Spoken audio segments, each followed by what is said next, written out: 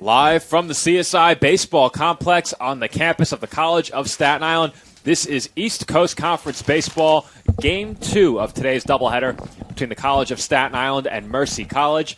The Mavericks took the win in Game 1 by a final score of 8-5.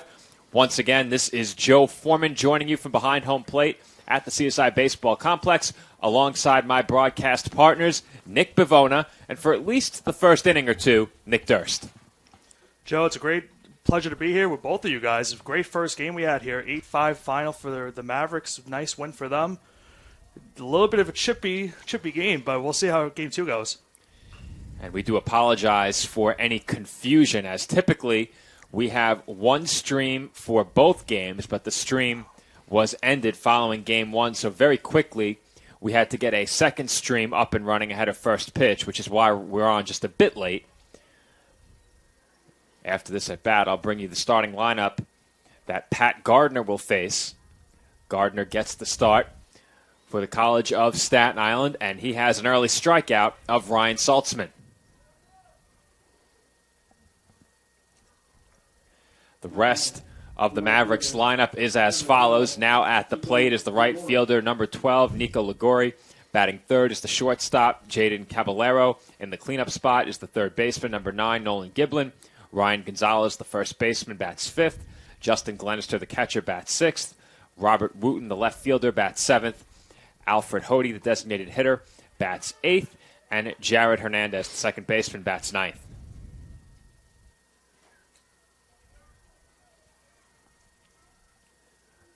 Ligori behind in the count, 0-1. As Gardner powers that fastball by him for strike two. Bringing the heat right there with that pitch.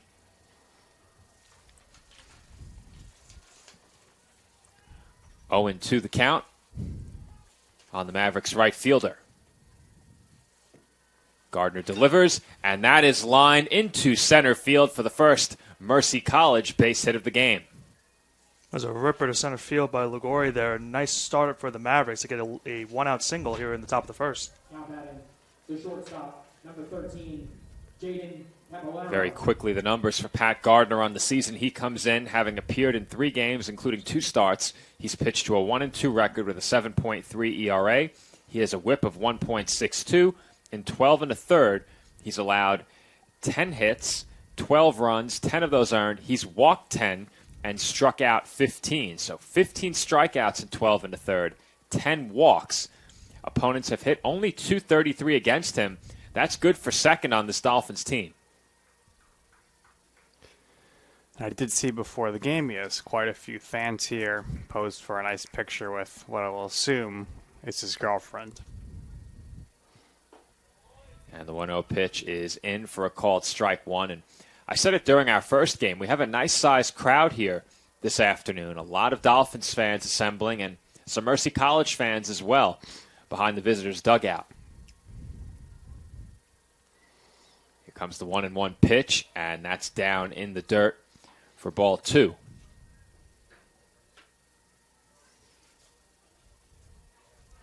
Jaden Caballero is at the plate.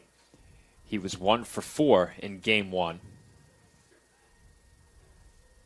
Entered the day hitting at .362. Good for second on this Mavericks ball club. And right here, he's ahead in the count, 3-1.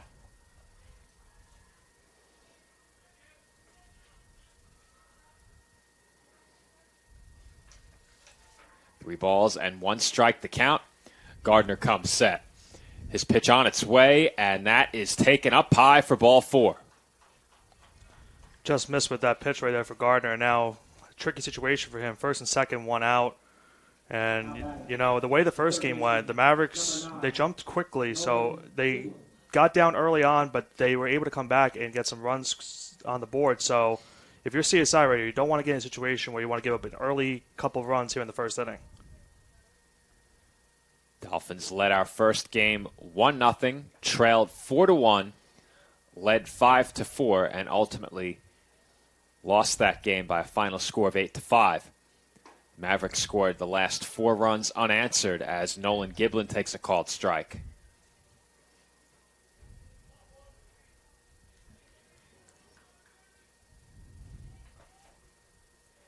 Giblin was 2 of 5 in the early game. Both He drove runners in a going. run. As both runners are going, the throw goes to second. And that must be a testament to how great a jump Liguori got, as the easier throw was to third base, but Morel chose to go to second, and both runners are in safely. And they got a quick jump as soon as Gardner threw the pitch. They were already on their way to the next base, and now it's trouble brewing for the Dolphins right here.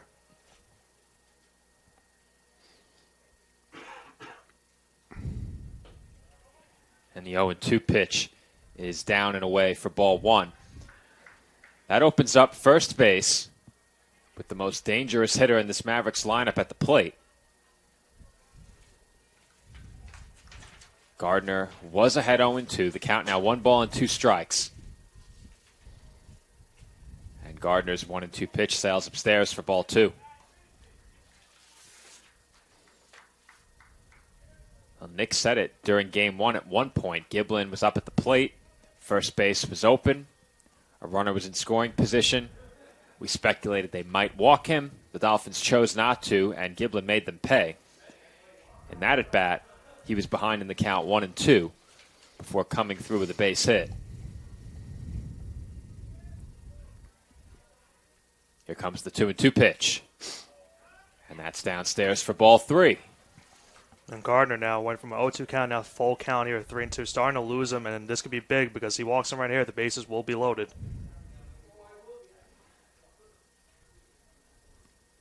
The count is full on the Mavericks' third baseman. Timeout on the field.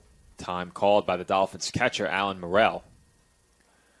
For CSI, it's Burkhead in left, Castiglione in center, and Kalika in right in the outfield.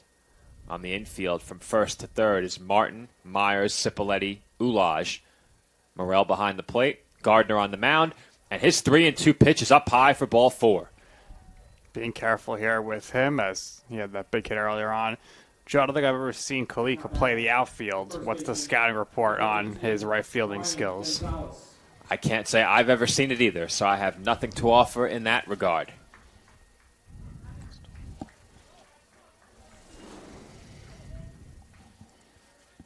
That walk, the second issued by Pat Gardner. The bases are now loaded, and Ryan Gonzalez is the batter. He takes on the outside corner for a called strike one. Gonzalez did not play in game one. Comes in 13 of 63 at the plate this year. And he takes well out of the zone for ball one. This is a good opportunity for CSI. I mean, ground ball anywhere could force the double play on any base with the bases being loaded here. I'd be curious to see if the Dolphins instinctively come home on a ground ball or if they try and turn two on a ball hit to one of the middle infielders, and that is a perfectly placed grounder. Each runner will advance a base. The Mavericks score the first run of the game, and it's an RBI infield single for Ryan Gonzalez to plate the first run. Gonzalez was able to put it right past the third baseman there, and it was a great play by Cipoletti to at least keep the ball in the infield so that a second runner could not come in, but fortunately for the Dolphins, it's 1-0 Mercy. Cipoletti has made a lot of big plays for the Dolphins on the infield this year, and you can add that one to the list right now. As you said it, Nick, that prevented a second run from scoring, and there's no doubt another run would have come home as that ball was hit very slowly. Justin Glenister is the batter, and he's ahead in the count 1-0. He had a tremendous first game here today. Glenister fouls that pitch back. Glenister was 3 of 4 with an RBI and 2 runs scored in the early game. He also drew a walk. Entered the day hitting just .242. Here comes the 1-1 pitch. And that's down and in.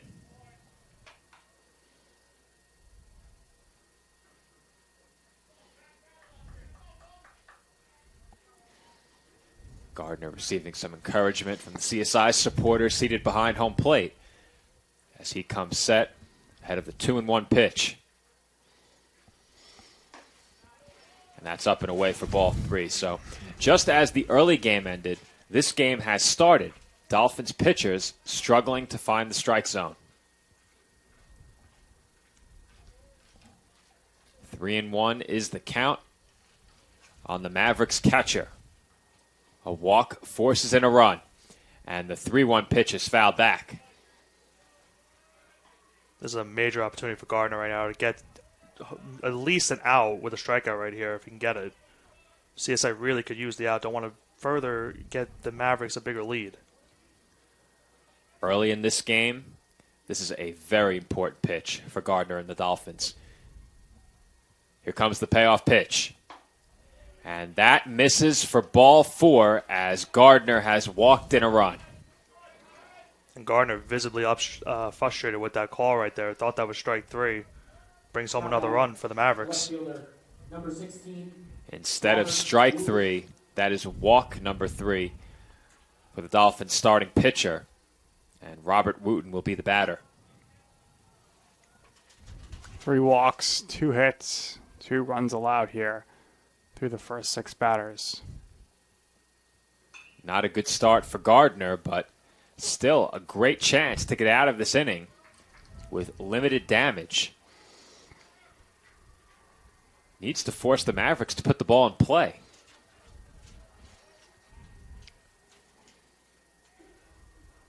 Wooten at the plate in Game 1 was 1 for 4.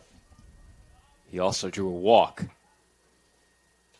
And that pitch is up and over the glove of Morel. He got a piece of it, but that wasn't enough. And Nolan Giblin comes home with another mercy run. They now lead 3-0. Just very costly mistakes early on for CSI. And now 3-0 game. Now you can't get to play at any base. So now it's second and third, only 1 out. What we're going to have right now, Joe, which I've never seen before, is a belt change. And Morel's belt broke, and he luckily had a backup in the dugout. Never seen anything like that, but he was prepared in case something happened. It's interesting to note the game couldn't continue without a belt. Oh, well, yeah. I mean, I guess if he thought his pants were going to fall down when squatting. And this is a perfect chance to ask Nick Pavona his thoughts on the Dolphins' baby blue pants. So I heard your guys' conversation about it earlier, and I like the color scheme of it, but I think from what I heard, you guys were talking about how the colors are different from the tops into their pants, if I'm correct? Correct. The top is a little darker. Yeah. Personally, to me, I like a nice baby blue. I mean, I can't really complain with it. I also like what the Mavericks are bringing with the, as you call it, the Scotch tape uniforms. Right. So they're both nice color schemes. The duct tape uniform, Yeah. Personally, I like both uniforms as that's lofted out into left field. And on the run, Burkhead makes a nice sliding catch. Gonzalez will tag from third, and he is in to score the 4th Mavericks run. But Gardner finally has the second out and has a chance to bring this inning to a close with Alfred Hody coming to the plate. That was a great job by Burkhead to make that play. If that ball falls, both runners are coming home, and this inning gets worse and worse for CSI. Thankfully, he gets the out, and now a chance to get out of the inning for Gardner. Nice job by Burkhead to navigate the bullpen. Now I'm just checking with the two of you. That was going to be a fair ball, correct? From where I was sitting, that was going to be a fair ball. Yeah, I have a tough angle up against the left side of our broadcast booth. We're stretched out a bit thin here as 3 of us are cramming into the small booth.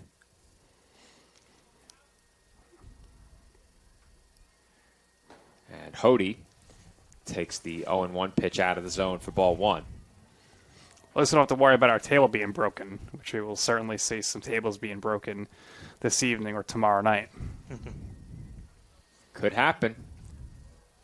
There's only one stipulation match on the card for either night, if I'm not mistaken. But as you guys said earlier today, it's going to be very stupendous. Very never right. say never. Never say never. Alan, the announce table could be in some trouble. 1 ball and 2 strikes, the count on Hody, and he takes up and away for ball 2.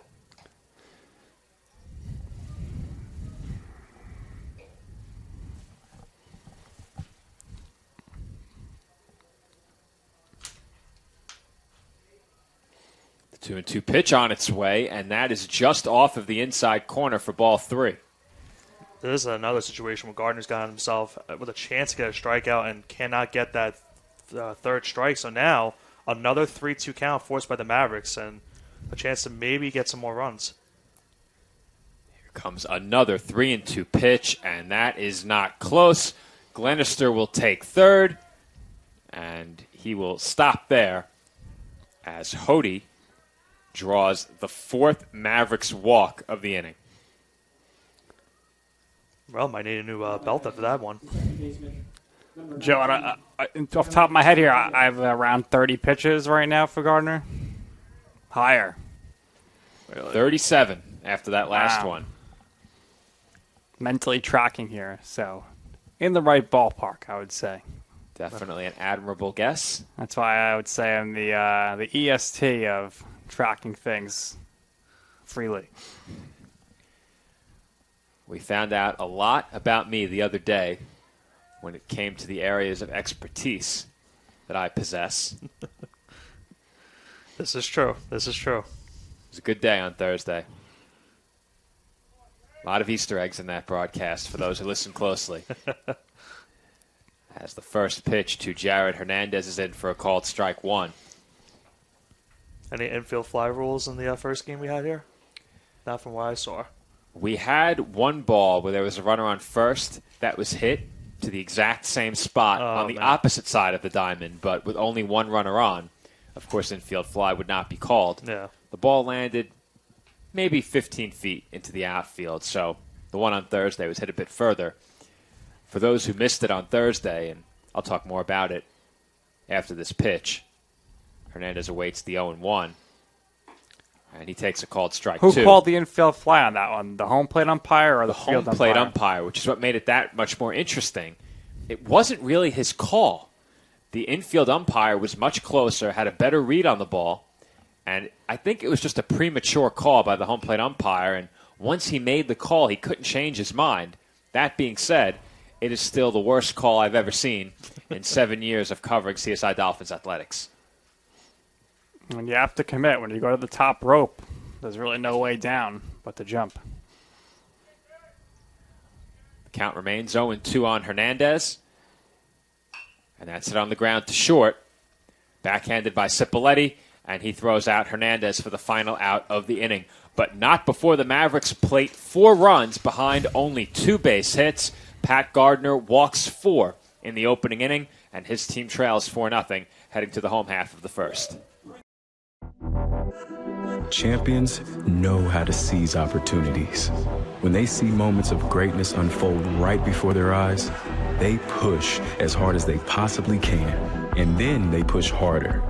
Because the heart of a champion never settles, never quits, and never stops giving its all. We are champions. We are Division II. We go big, we give it everything we've got, and we win. On the field, on our campuses, in our communities, for our causes, in our careers. We rise to become champions in everything we do. We are Division II, and there are no limits here. We make our time count. We set our own path. We become champions on our terms. It's time to up your game, because we're here to play and learn. But most importantly, we're here to discover ourselves, our vision, our heart, our drive, to achieve every goal we aim for, because we want to be champions at the highest level, life. At Division II, the opportunities are here. Are you ready?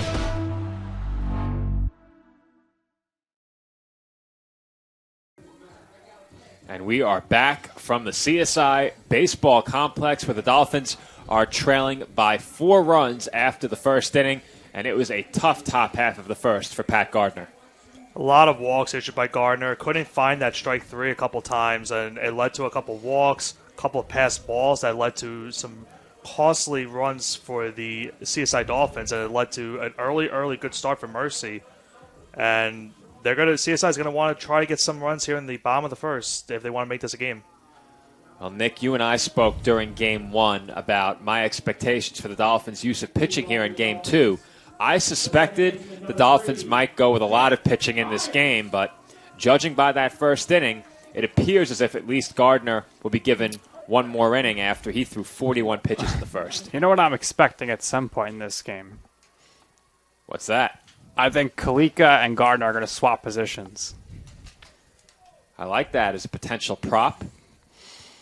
I think that's the reason why Kalika is in right field. Could be.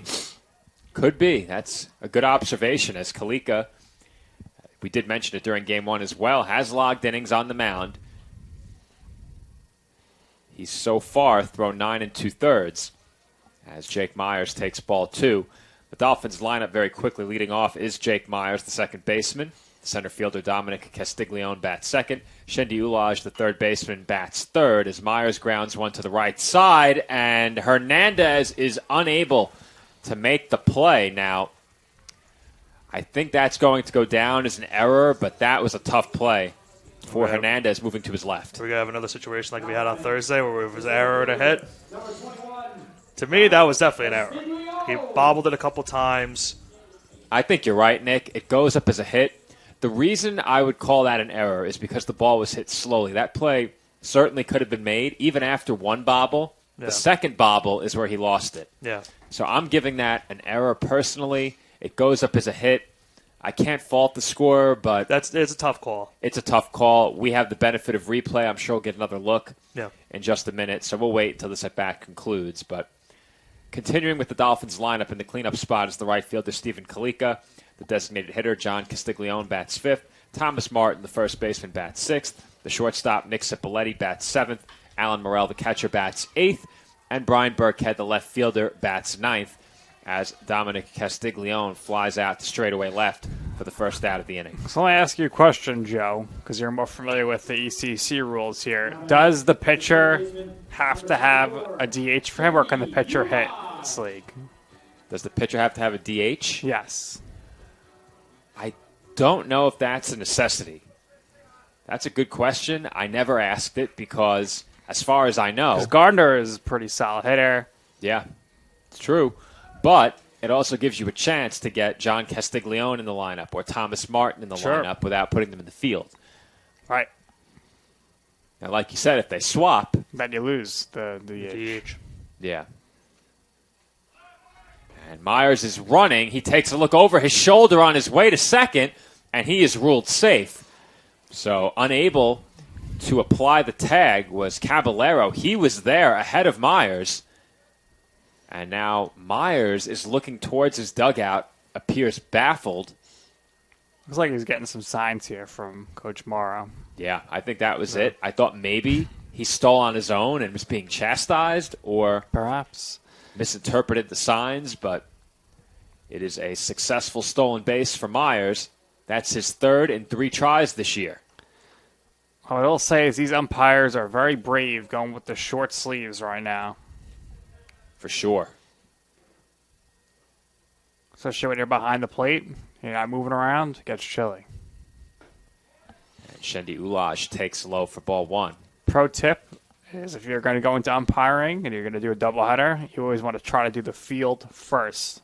Get the heart going, get warmed up, so that if you go behind the plate and you're idle, you're still going to be warm, and it'll be a cool down from all the running.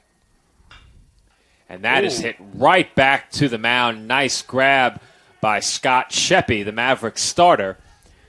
Looks like they called him out at first. I don't know, unless the umpire was confused, but you'll see he signaled out once the ball started at first. But from here, it looked like that was a clean catch. That was hit on the ground. It bounced into his glove. Sure did. Right fielder, number 22, Stephen Following that good defensive play, now is a good time to bring you the numbers on the Mavericks starting pitcher. Sheppy comes in, having appeared in 6 games, starting 4 of them. He's pitched to a 5.45 ERA with a whip of 1.42. In 33 innings, he's allowed 39 hits, 20 runs, all of those earned. He's walked 8 and struck out 15. He's allowed 10 extra base hits, including 8 doubles and 2 home runs. 132 opposing batters have hit .295 against him.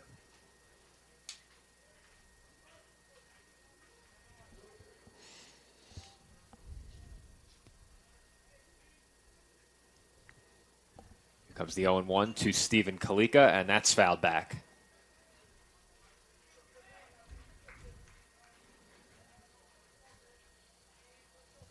There's a huge chance for CSI to at least cut the deficit to at least 3 runs.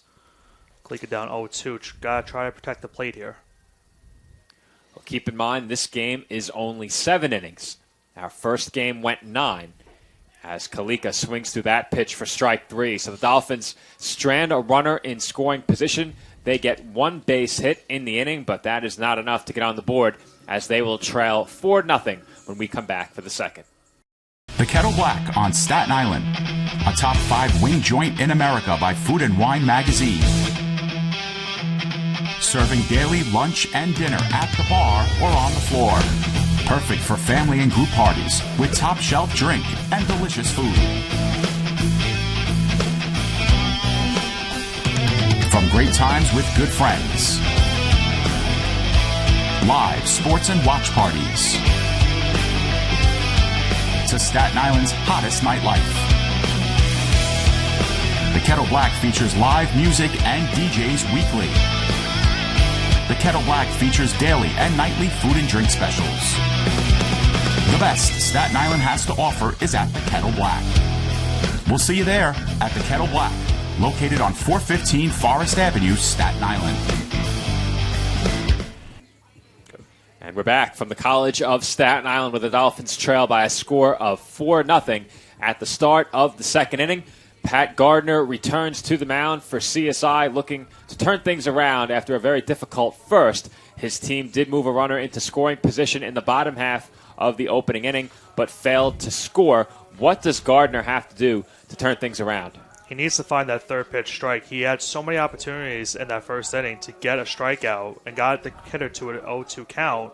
And Matt Mercy, to their credit, was able to force the count to 3-2 and was able to get a walk. So he needs to find that third pitch strike, not get frustrated with how the calls have been so far with the umpire, because you could see at one point he was getting frustrated with the ball in the strike zone. So he wants to try to get out of this inning really, really quickly so that his pitch count doesn't keep going up. Because correct me if I'm wrong, he had over 40 pitches in that first inning. He did, 41. Here comes number 42, and that's well outside for ball 1. And I second that point, Nick. He got ahead of many hitters in that first inning, had 2 strike counts, could not put them away, and that's really where things began to get out of control for him. That's it on the ground to short. Easy play for Cipolletti, and his throw is in time to retire Ryan Saltzman for the first out. Well, Joe, looks like we will not have a new pitcher every inning here, as Gardner retires the first batter in the second. But it looks like somebody's stretching out a little bit here down in the bullpen, so perhaps Gardner short leash here today. But as you mentioned in the first game, these things are usually scripted and planned out, predetermined outcome as to who's going to pitch when. The only argument I have against that, and I am aware that's a point I made during Game 1, but the only thing that would make me believe otherwise is that we've covered 4 games here at home for Dolphins baseball, 3 broadcasts ahead of this current game. And in the first 3 broadcasts, that is, we've seen Liam Harding 3 times. And I find it hard to believe that's coincidence where he was just scheduled to pitch in each of those games. It could be, certainly possible, but it looks like that is an arm that Mike Morrow trusts out of his bullpen. So if that's the case, then that's just one argument against the games being as scripted as I originally thought. Well, from what I saw in the schedule, they just played yesterday, and the second game of that doubleheader, it was 14-7 Mercy won. They used 6 pitchers in that game, CSI. So I'm not sure if that maybe is the reasoning behind maybe throwing the Stars out there a couple innings like that, but who knows what Coach Moore is thinking. He's obviously the boss. He knows what he knows what he's, who he wants to throw and how long he wants to throw him. So we'll see if it pays off for him. Don't become the all-time winningest coach in the history of the program by chance, that's for sure. And he certainly knows what he's doing. The only thing I have to say about what you just mentioned, Nick, those 6 pitchers in the second game yesterday, that game, though it does count on the team's record, does not count in the conference standings as Liguori takes a called strike 3. So that game does not count in the standings, which is typically the game where you see some of the backups get in and get some playing time, and some pitchers who aren't normally used get some innings. So if the Dolphins had plans to use a certain pitcher, odds are they would not have been run out there in Game 2 yesterday. Jaden Caballero is the batter, as Gardner just picked up his second strikeout. 2 away here in the road second.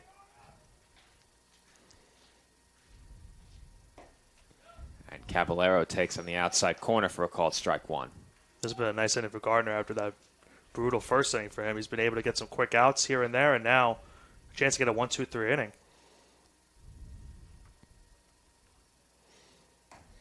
That pitch sails up high for ball 2.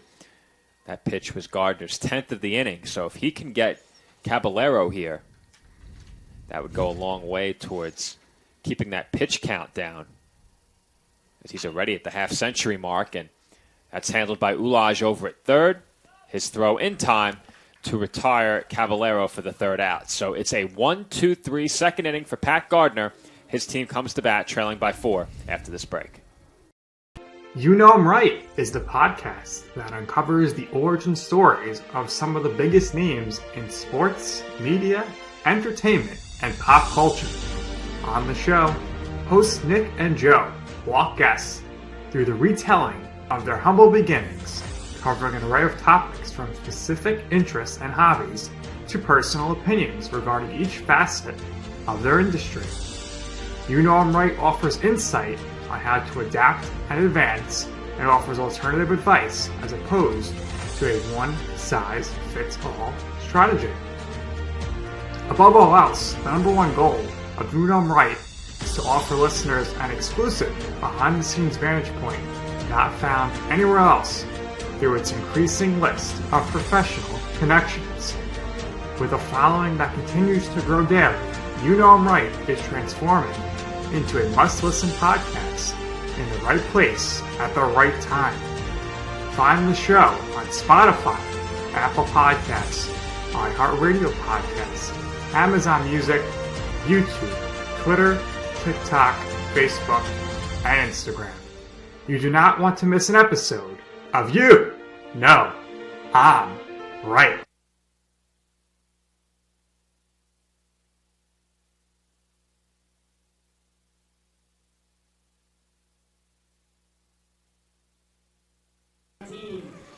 And we're back on CSI Sportsnet. Joe Foreman rejoining you alongside Nick Bavona and Nick Durst.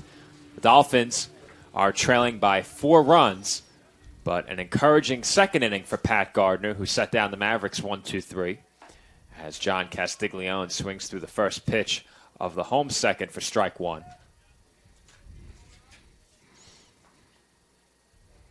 Castiglione was 0 for 3, drew a walk in game 1, and he rips that one past the diving Giblin and into left field for a base hit.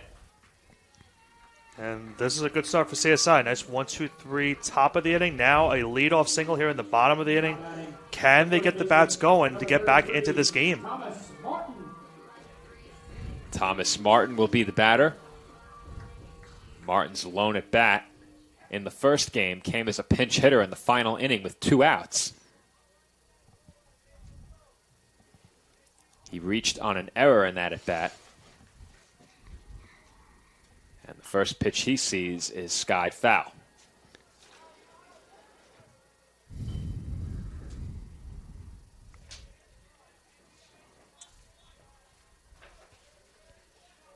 Martin comes in hitting at just 184. 9 of 49 after a fantastic season last year.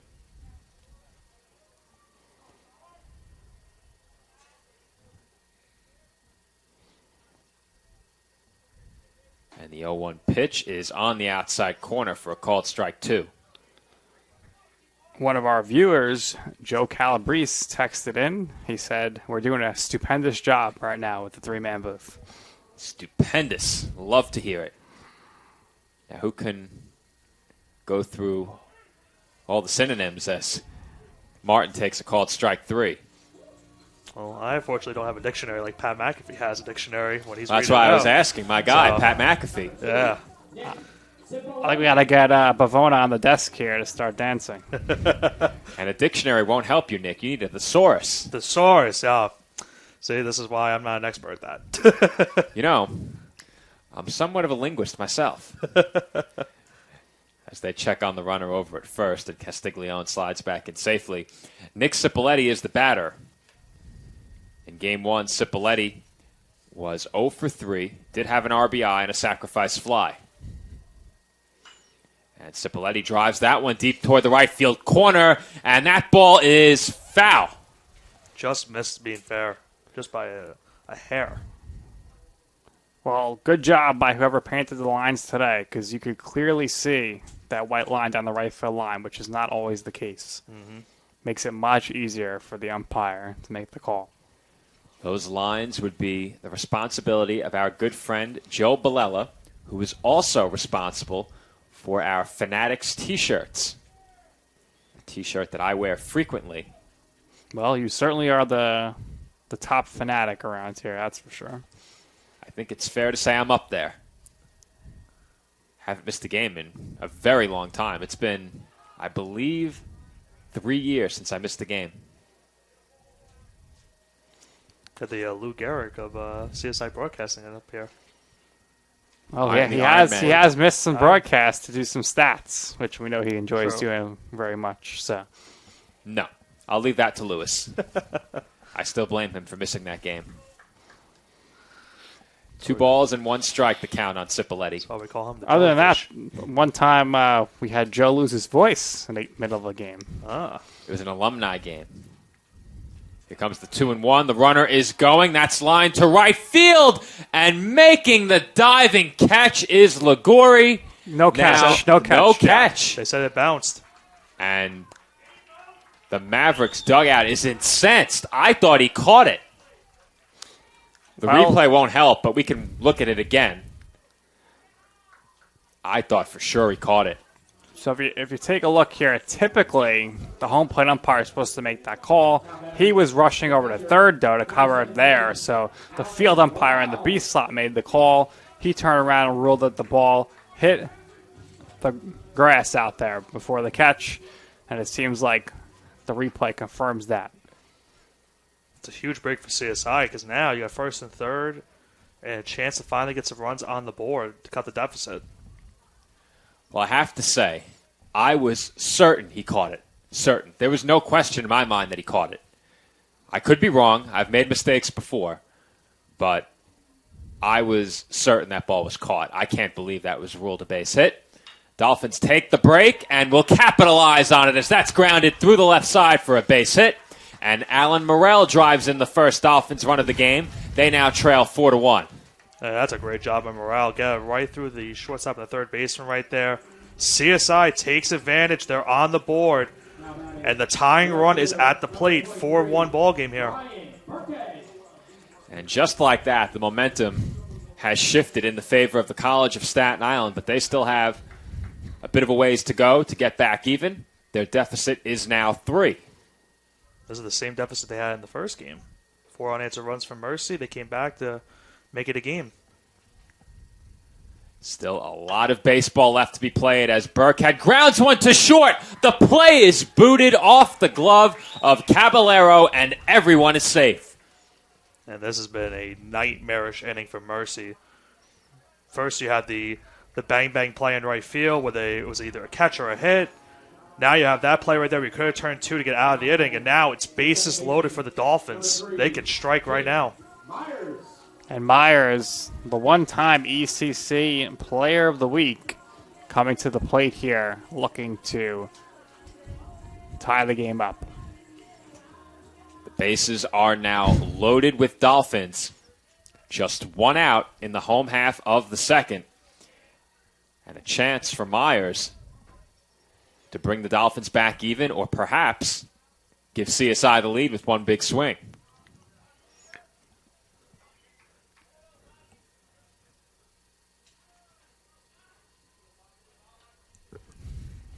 He's ahead in the count, 1-0.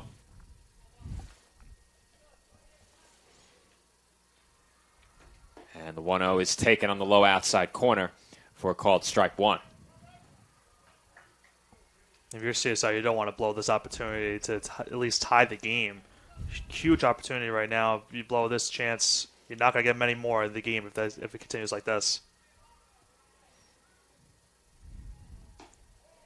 And the 1-1 pitch is just out of the zone for ball two. So Scott Sheppy, after a strong start to this game, has gotten into some trouble here in the second inning.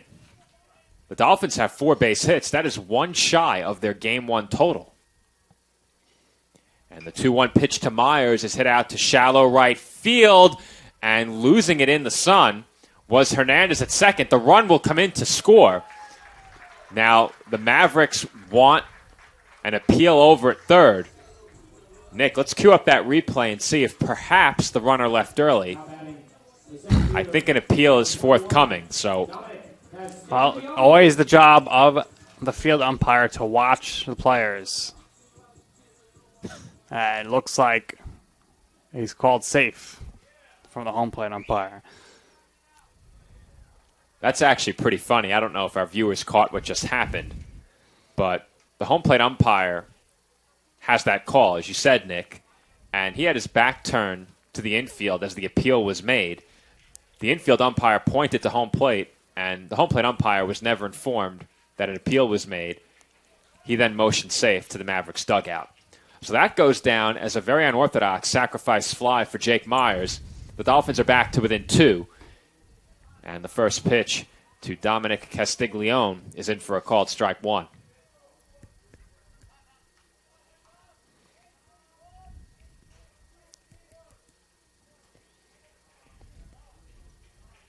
Castiglione is 0 for 1 in the game, flew out his first time up. A base hit here could bring the Dolphins to within a run. An extra base hit could tie the game.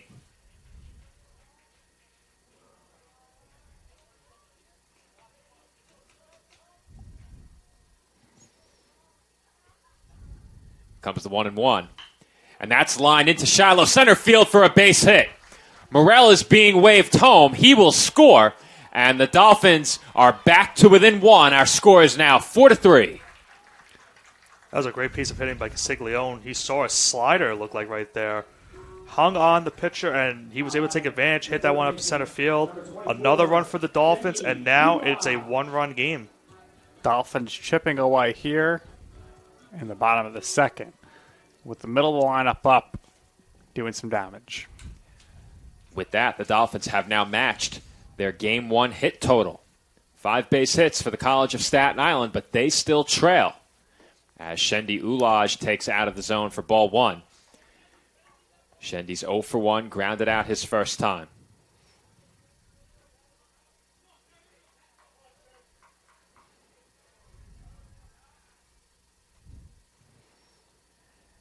And the 1-0 pitch finds the outside corner for a called strike.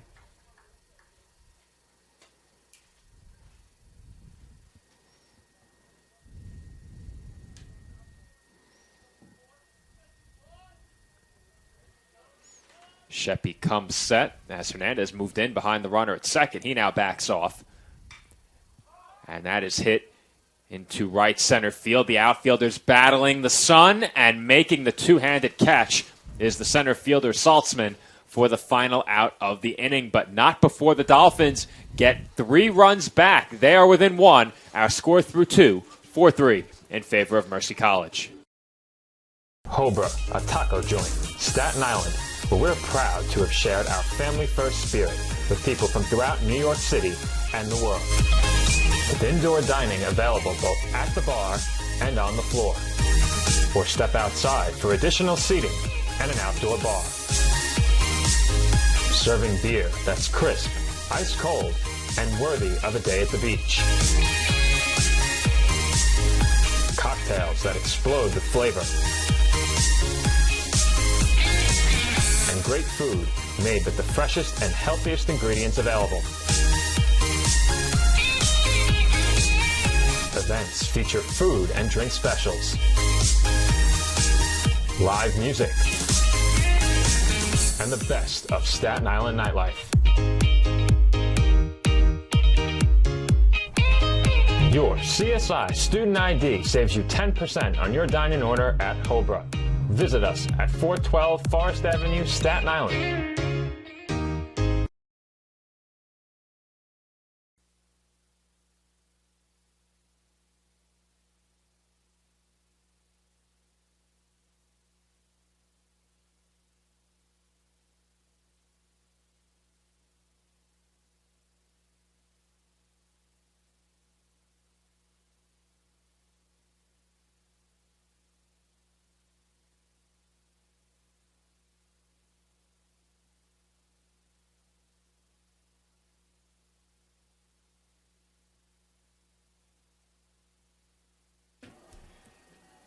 And we are back from the College of Staten Island, where the Dolphins have pulled to within a run.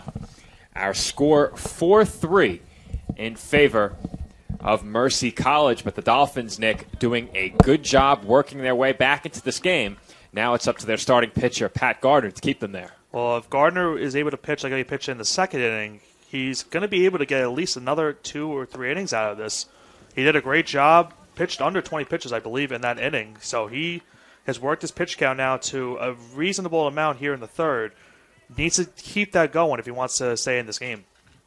This pitch will be number 55 for the Dolphins lefty, and he misses outside for ball 3. So Gardner had 4 walks in the first, is behind 3-0 to Nolan Giblin, the Mavericks cleanup hitter, here in the third. And the 3-0 pitch is on the outside corner for a called strike 1.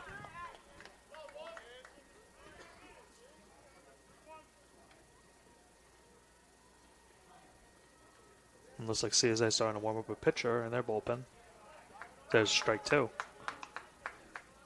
That runs the count full, and as he departs, we want to issue a thank you to our colleague Nick Durst, joining us for the first 2 innings. Always a pleasure to have Nick on the broadcast. Absolutely. As once again, this is Joe Foreman alongside Nick Bavona.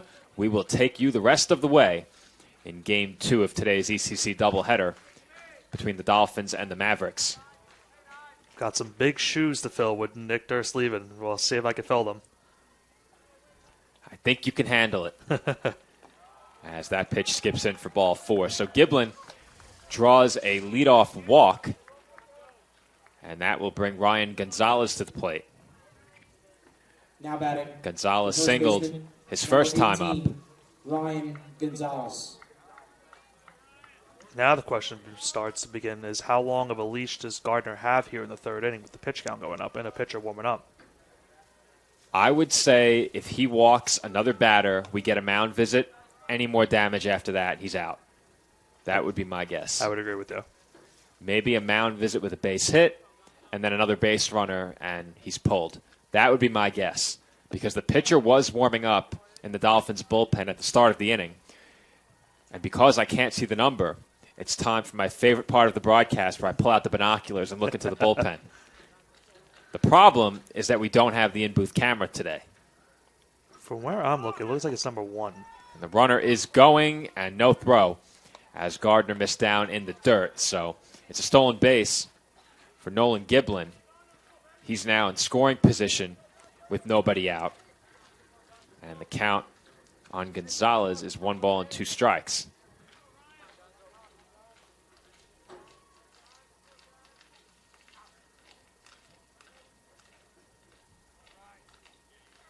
And that breaking ball misses up high.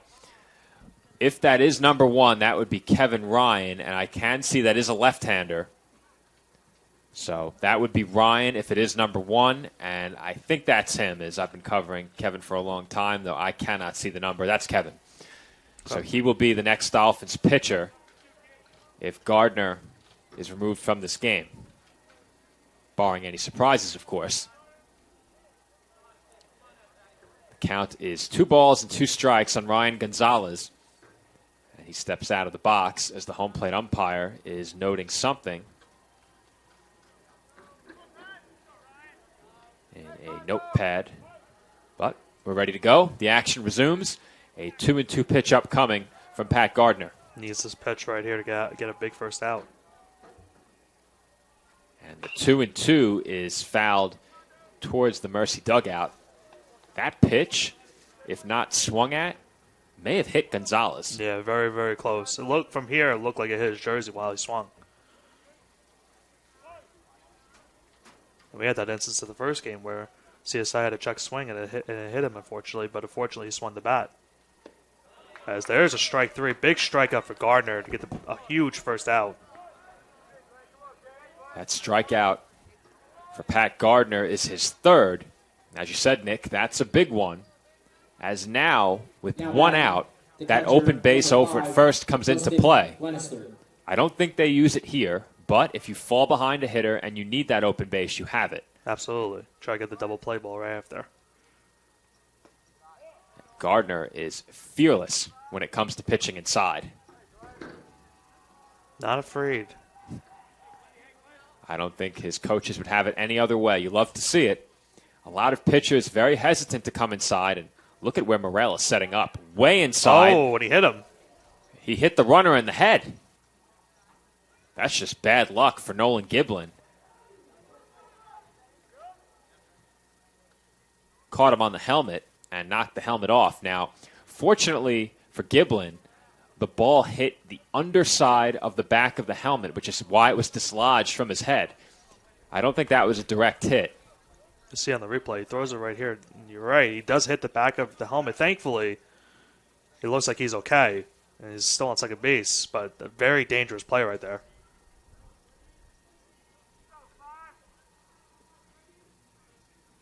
Gardner keeping a close eye on Giblin as that's hit a mile high on the infield. Never take these for granted as Martin makes the catch and had to track that ball until the very last moment.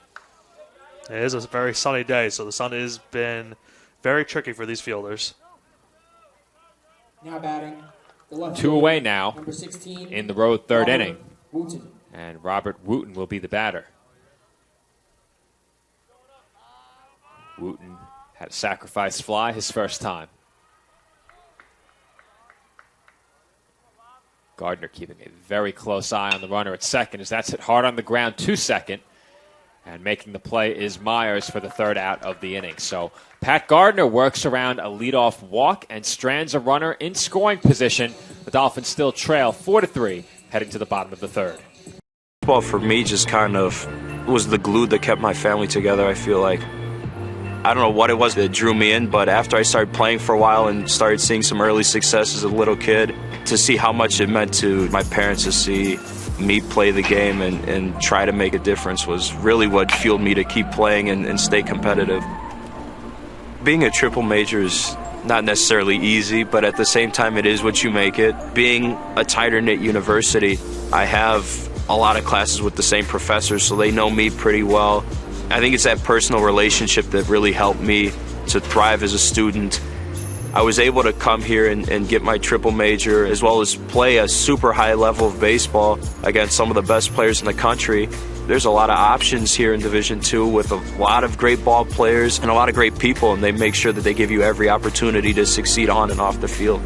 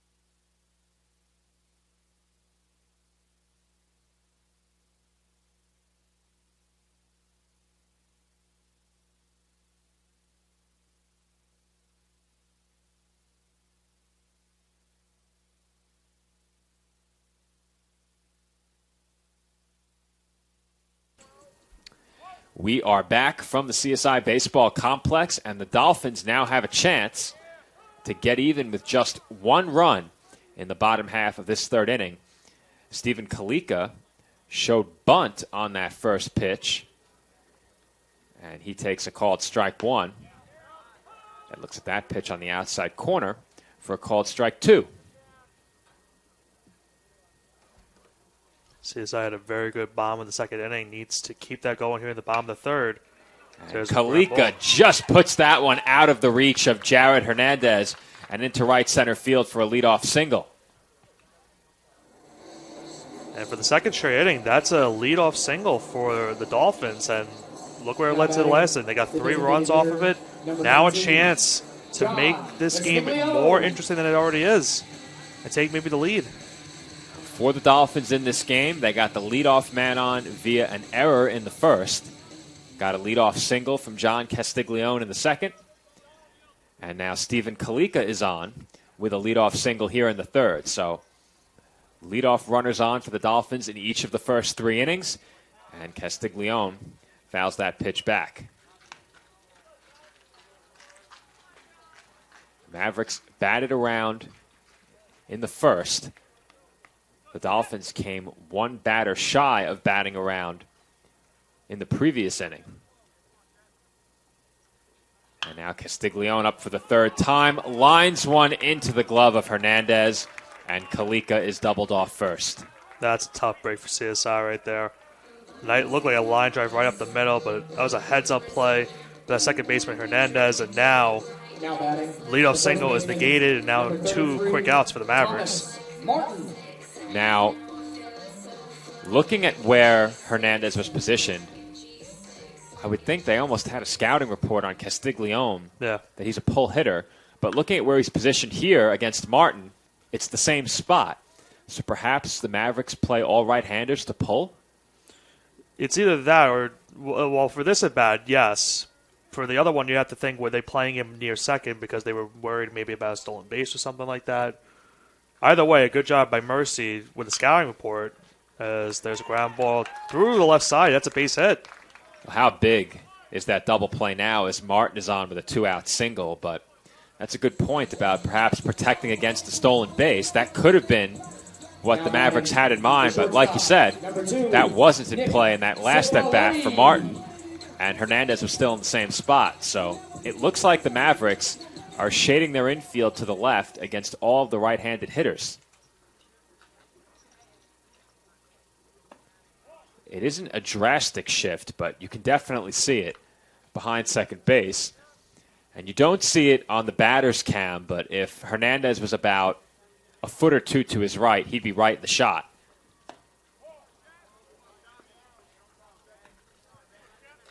Nick Cipoletti, the batter, is quickly ahead 2-0. He singled his last time up.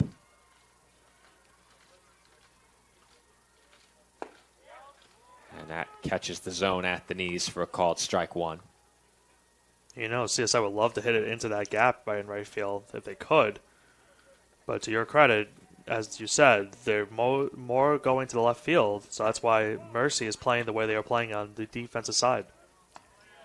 I do have access to spray charts at the beginning of each game. So the first time that each batter comes to the plate, my scorekeeping app will generate a spray chart. And if I'm not mistaken, Cipoletti had one that showed him spreading the ball to all fields, as that is pulled deep down the left field line. But that is a foul ball. Count is full on the Dolphins shortstop. So Martin, who doesn't have great speed, will be able to get a running start here. And if you're Cipoletti, if you can drive something into the gap, Martin, with a running start, might be able to get home. And Cipoletti takes a high breaking ball for ball 4. So a very interesting pitch selection there by Sheppy. Came with what looked like a curveball on 3-2, and he missed up high. He's thrown that pitch a couple times, and CSI has taken advantage of that pitch a couple times. They've been able to get some hits out of it, but there it was too high, and they worked a good walk, and now it's first and second as we have a mound visit coming up.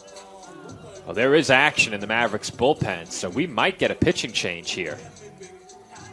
Typically, you don't see it on the first mound visit of an inning, but not impossible with action in the Mercy bullpen.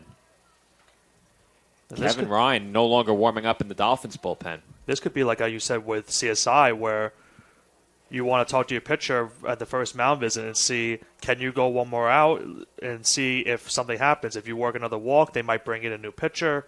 A single definitely will bring in a new pitcher. So the Mavericks are going to stick with Sheppy here and see if he can get out of this inning. I'm going to go to the binoculars and get a look in the Mercy bullpen. Unfortunately, you cannot use them through sunglasses, so we'll have to ditch the Ray-Bans for now. I can't even see from here what the number is. Once he turns his back to us, I'll be able to see it. With their jerseys from a distance, they have blue letters, so it's somewhat difficult to see it from the booth. That's number 33. 33. In the Mercy bullpen. That would be Kevin Seckler. As Alan Morrell takes out of the zone for ball one. Morrell singled his last time up.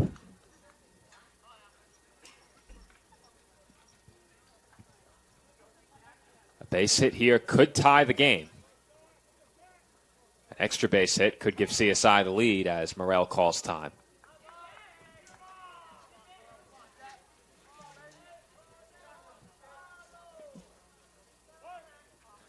Morrell came into this game with only 9 at-bats on the year. His base hit, his last time up, was his first, as he fouls that pitch away.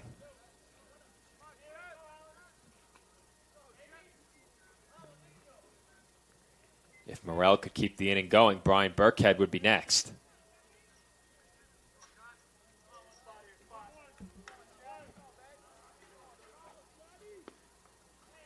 Sheppy comes set.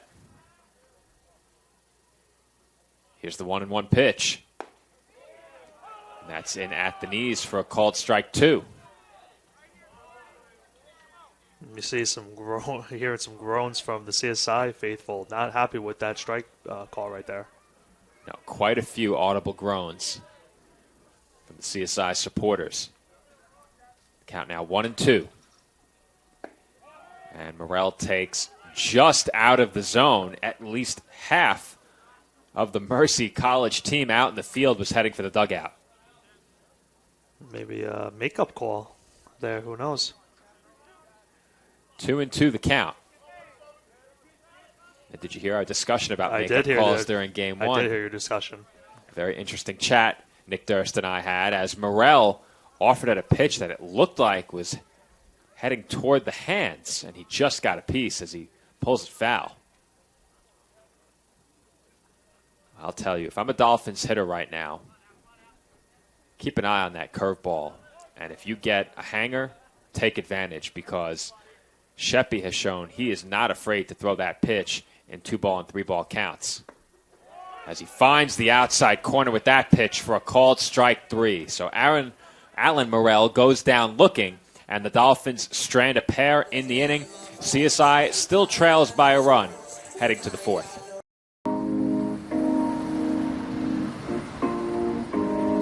My dad was a soccer coach and bought this little book bag. I could sit in the book bag, like facing backwards and with like my legs out. So I'd be in his book bag when my dad coaches and the ball's going around. I'm like kicking at the ball in the back. And my dad was like, "We have a prodigy." So he put me into soccer and it just progressed from there. The catalyst was the opportunity to play soccer at a Division II school. On my team, I thrive to work as hard as I can. I mean, whatever you do on the field, there's a positive correlation to whatever else you do, be it personal relationships, homework, the way you carry yourself. I've changed since I got to King University. It's really helped me to develop as a leader. I think it's honestly the best thing that's ever happened.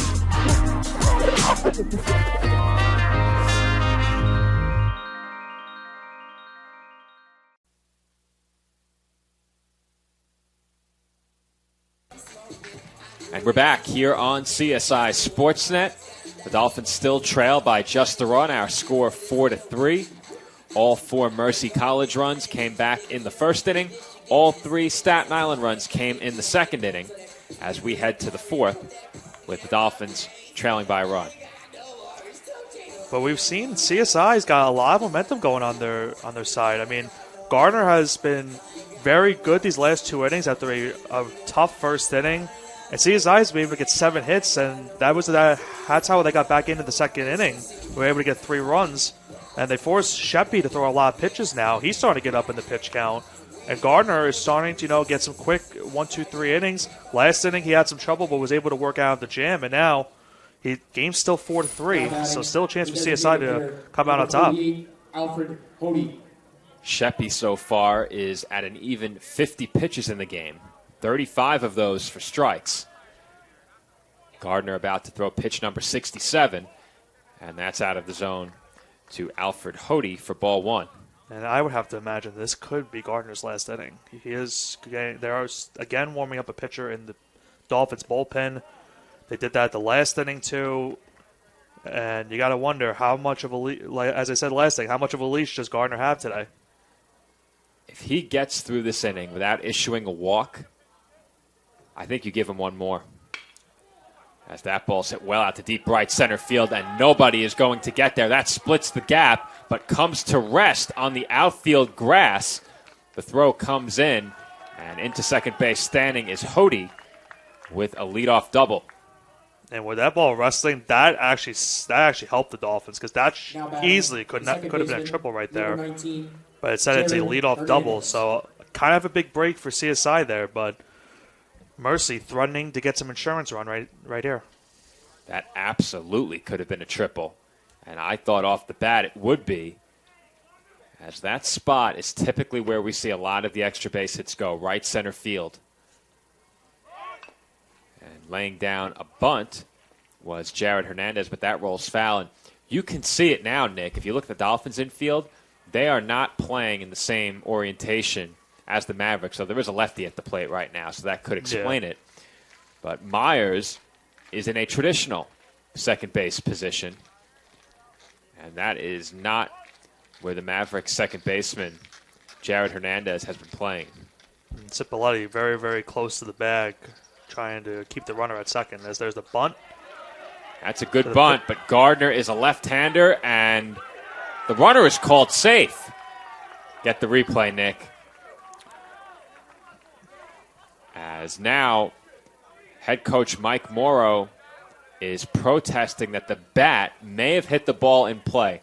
And, Nick, if that is the call, that would be the second time we have seen this in 3 days, which would be remarkable because I had never seen that in collegiate or professional baseball before this week.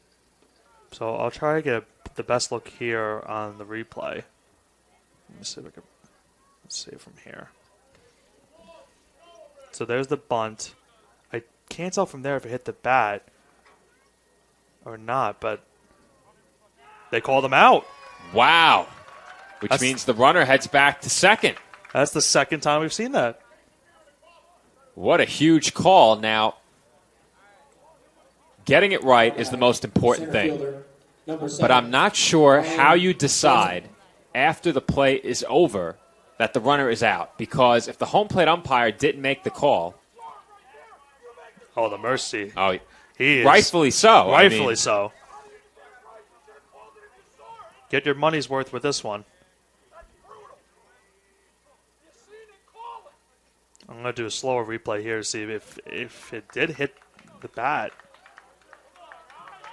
Chris Schoen is justifiably upset. I can't blame him because I can't blame him either. If that's the call, there is no way you can defer to the infield umpire there. You can't do it. Yeah. You're right on top of the play. You have to make that call. That's your call. Absolutely. No doubt. I mean, I don't agree with it, but it's a huge break for the Dolphins. I mean, tremendous, or as we've been saying all day, stupendous, as there's a foul ball. But, yeah, I mean, from the replay, it didn't seem like it hit the bat, but it's very tough to tell from up here and from our camera. It didn't seem like it hit the bat, but they had a confrontation, and the umpires agreed that it was interference. Well, I can think of another word to describe that call and that play that also begins with S-T-U-P. It's not stupendous. Yeah, you could say that again. I just don't understand. We have seen some interesting umpire calls this week, and it's only been a matter of 3 days. Did that hit him? It did not. It missed down and in.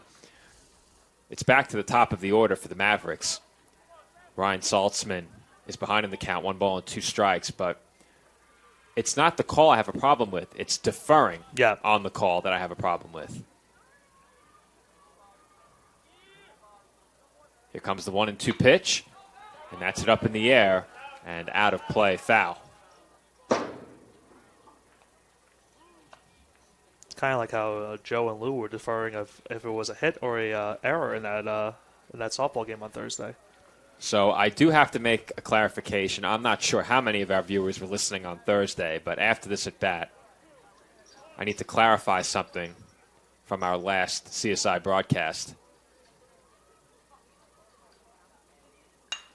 Now, and that's hit well out to deep left center field. Castiglione ranging to his right, and he makes the catch. Holding at second is Hody. And there are now 2 away. So the point I wanted to make about Thursday's broadcast is that during the game, we were under the impression that the controversial hit or error call in Game 2, we were under the impression that our athletic communications coordinator, Joe Masha, wanted to rule that a hit, which I thought was wrong, you thought was wrong, Lewis, our statistician, thought was wrong. It turns out that Joe also believed it was an error. The party that wanted it to be ruled a hit was the Dolphins bench. Correct. And of course the Dolphins bench wanted it to be a hit. Yeah. Because if it was, that's their first hit of the game, and they want their player to get a hit. Now, when the game was over, the bench relented, and it was changed back to an error. So the final hit total for that game was 0. I'm not sure how many of our viewers tuned in, but that's how that game ended. And this inning ends with a ground out. The Dolphins trail 4-3, heading to the bottom half of the 4th inning. Wayne State Medical School has been my dream medical school since I was 5. Athletics are important, but so is service, so is research, so is becoming a better person. And we expect you to do well athletically, but don't forget the reason you're here, which is to give back to your community and to get good grades. It was my sophomore indoor season. It was the first year with our new head coach. And he comes in and he's like, we could be a national contending team if you guys work hard. And I heard him and I was like, well, I want to be a national champion. I want to be an All-American. And I bought in because he bought into our team. And I qualified to go to indoor nationals. I decided I wanted it, so I went and grabbed it.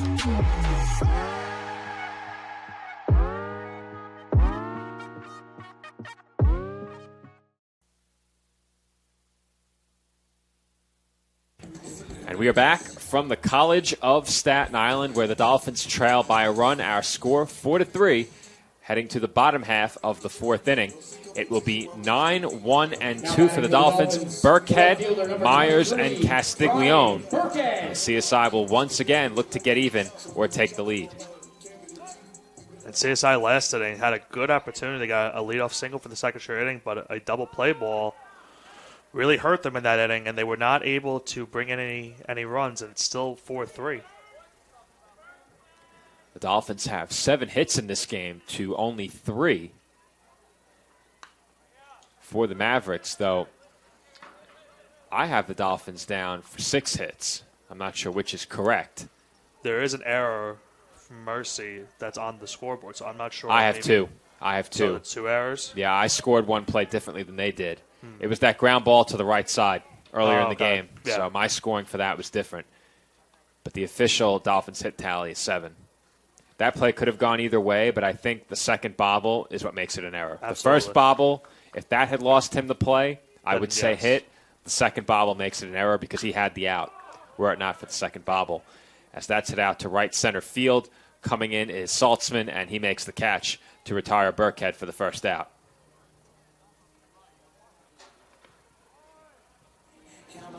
That will bring Jake Myers to the plate. Now batting, the second baseman. Myers reached on number an 3, error Jake and has a sacrifice fly.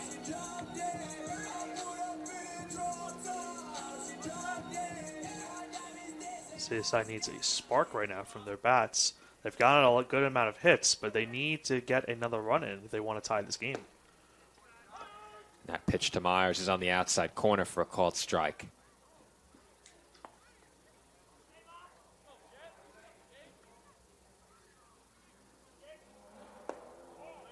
And that's taken down and away for a ball out of the zone. Sheppy working very quickly on the mound. And there's a half swing by Myers, but that ball hit him in the batter's box. Count now 1 ball and 2 strikes. Credit to Mike Morrow on that play as well for coming out of the Dolphins dugout in the last inning and getting that call overturned. That was something we overlooked as the discussion took place as to what happened. And Myers takes outside for ball 1.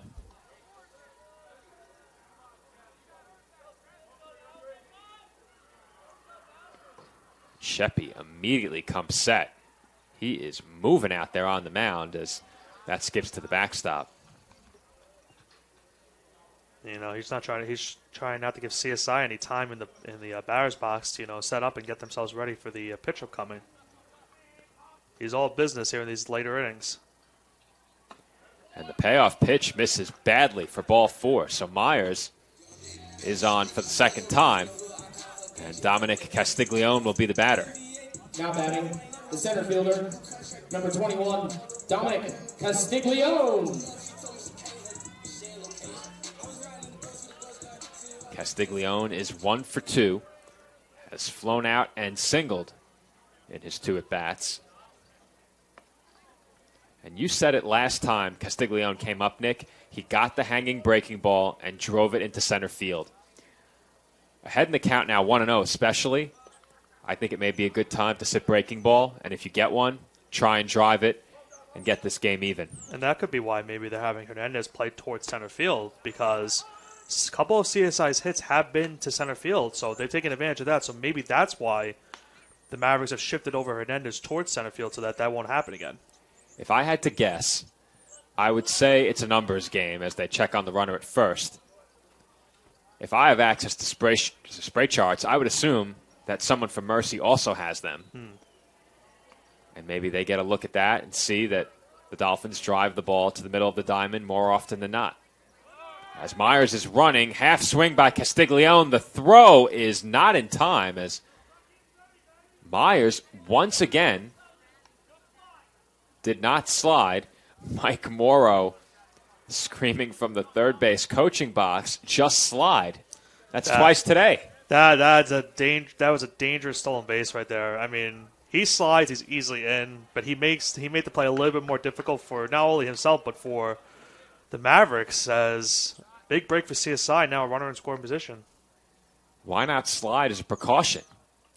That I can't even tell you. And there's another half swing by Castiglione, and I think Sheppy adjusted there. He was firing high fastballs at Castiglione, and Dom just wasn't ready for it. The third baseman, number 24. You got to wonder, what did the Mavericks tell him that they're hitting your off speed? Maybe go to the fast stuff. Maybe that's the reason he's doing a little bit more. We've seen a lot more fastballs from him in these last 2 innings. As a pitcher, that's a mental note you take. Castiglione was right on the breaking balls last time up, drove it into center for a base hit. I don't think Sheppy threw him one off-speed pitch. I don't think so either. That's good pitching. As Shendi Ulaj is behind in the count 0-1. He's 0 for 2 in the game, has grounded out and flown out in 2 at-bats. And he grounds one toward the middle, but he can't split the middle infielders. And the Dolphins will remain down by a run as they strand the tying run in scoring position yet again. Our score, 4-3, heading to the 5th.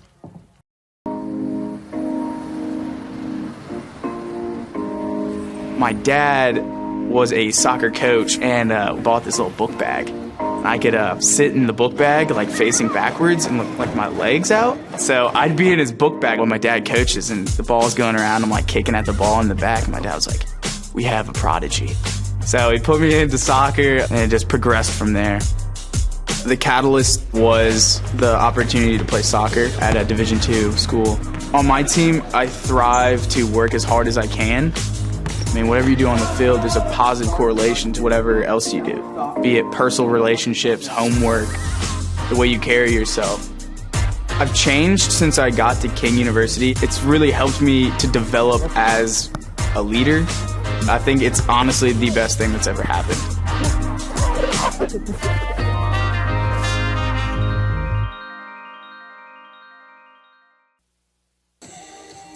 Pat Gardner back to the mound for the College of Staten Island in the top half of the 5th inning.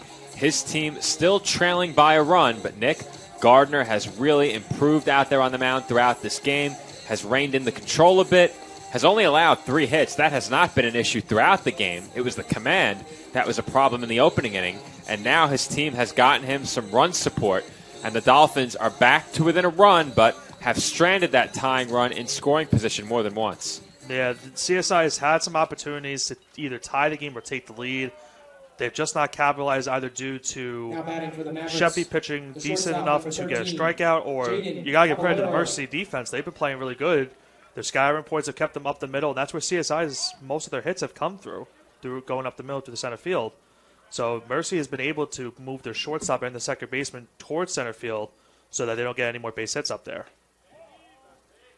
Good adjustments by the Mavericks as well. We mentioned the pitching adjustments by Sheppy, specifically against Castiglione, and we've talked about the infield alignment several times. As you see, the Dolphins are not shifted as drastically to the left side, though right now Myers is taking some extra steps over. And that was only to communicate with Cipolletti. That's a standard alignment for the Dolphins, and if the Mavericks had been in that alignment when Castiglione, or I should say, when Ulaj hit the ball up the middle, we'd have a tie game right now. Absolutely. That's a credit to the Mercy defense. They've done a great job of adjusting to this game since the second innings happened.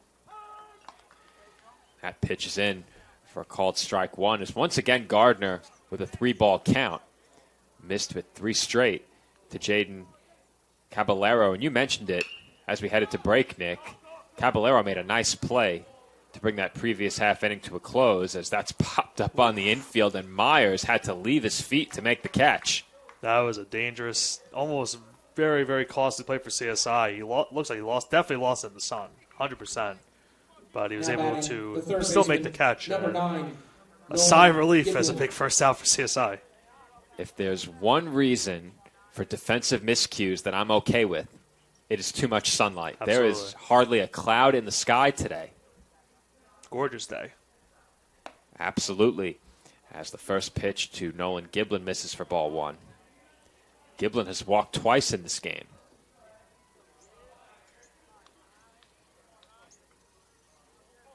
Here comes the 1-0 pitch. And that's hit hard, right back up the middle and into center field for a base hit.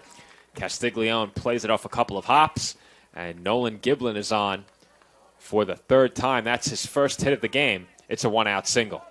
Giblin's just been a menace for Pat Gardner today. I mean, he's worked a couple walks, now a single right there. And if you are Coach Moore, how much longer is Pat Gardner going to stay out there? They do have a pitcher warming up in the pen again. Can Gardner get out of the inning? In a 7-inning game, I think you allow Gardner one more base runner, as that got away from Morrell, and Giblin will take second on the wild pitch. Now batting the first baseman, number 18, Ryan Gonzalez. Also, something I wanted to mention about Giblin giving Gardner some problems. When you know that a hitter isn't going to give away strikes, as Giblin had walked twice, you're more inclined to come after him, and Giblin is not the hitter that you want to be forced into attacking. But Gardner knows, after walking him twice, I have to throw this guy strikes, and I'm sure Giblin knows that as well, and he took full advantage right there. Absolutely. I mean, he's been forcing the count a lot. He got it up to a 3-0 count in that at bat, so he was able to force a lot of pitches from Gardner, and he's able to get a single out of it. And that's grounded toward the middle. Played on the backhand by Myers. His throw to first in time. Nice play by the Dolphins' second baseman. Jake Myers saving a run right there. Huge, huge defensive play by him. Now batting. Keeps it 4-3. But now a runner on third for the Mavericks, and a chance to increase their lead. The Dolphins have done a lot of good things this season despite their record. I think perhaps the most impressive aspect of this team has been the play of the middle infield. They have been tremendous in every game I've covered here at home. Of course, Myers, a former East Coast Conference Player of the Week as well, has gotten it done at the plate. And the 0-1 pitch to Justin Glenister tied him up. And he did not go around, so the count evens up at 1 ball and 1 strike. Glenister is 0 for 1, has walked and has flown out. And that misses down and away for ball 2. Again, my pitch count is approximate, but I have Pat Gardner about to throw his 90th pitch. Here comes the 2-1. And that's a good breaking ball that finds the zone for strike 2. And about 40 of those came in the first inning. So he's 41. He's, it's been a rocky start to say the least. He had a bad first inning, as we said, but he's really done good the last couple of innings. Credit to his coaching staff for sticking with him as he picks up the strikeout of Glenister to bring this inning to a close. For Gardner, that's strikeout number 4. And we'll see if he gets a chance to head back out to the mound. His team still trailing by 1, heading to the bottom half of the 5th. Being a champion takes more than skill, more than endless drills, more than using your head. Being a champion takes the heart to give it your all, the agility to thrive from any angle, and the relentless drive to be the best. Welcome to Division 2, where the pursuit is yours to create, and the question isn't, can you do it? It's, will you?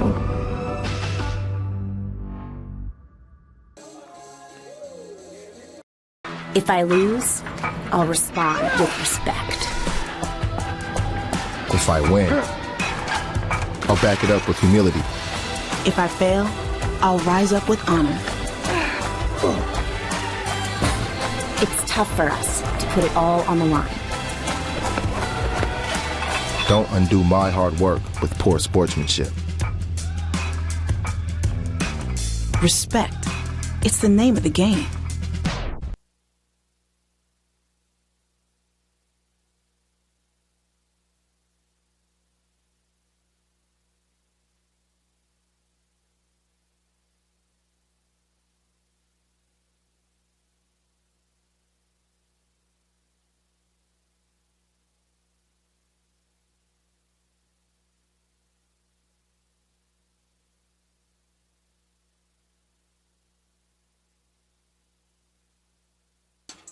Now batting for the Dolphins. And we are back Right fielder number from the 22, CSI Steven Baseball Kaliga. Complex. The Dolphins are still looking for the tying run as they have been trailing 4-3 since the conclusion of the second inning.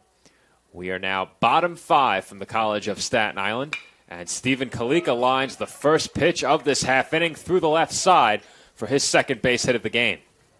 Well, before that base hit, I was going to say, you got to give a credit to these pitchers. They've done a great job since the first 2 innings. Gardner has not allowed a run since the first inning. Sheppy has gone out of some jams here since the second inning. But another leadoff single for the Dolphins, and again, a chance to maybe tie this game.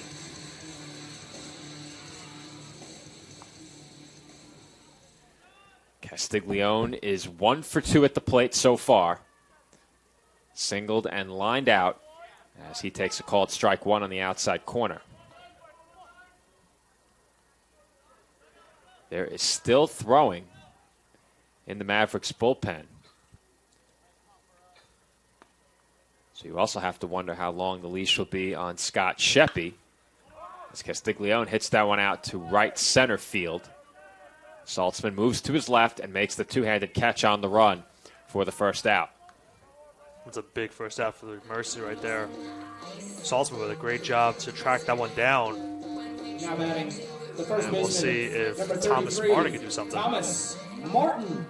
Well, the Dolphins are firmly in attack mode right now. They have jumped on the first pitch in each of their first 2 at-bats here in this half inning. Thomas Martin will also be looking for his second hit of the game. He's 1 for 2. Has struck out and singled as he takes up and in for ball 1.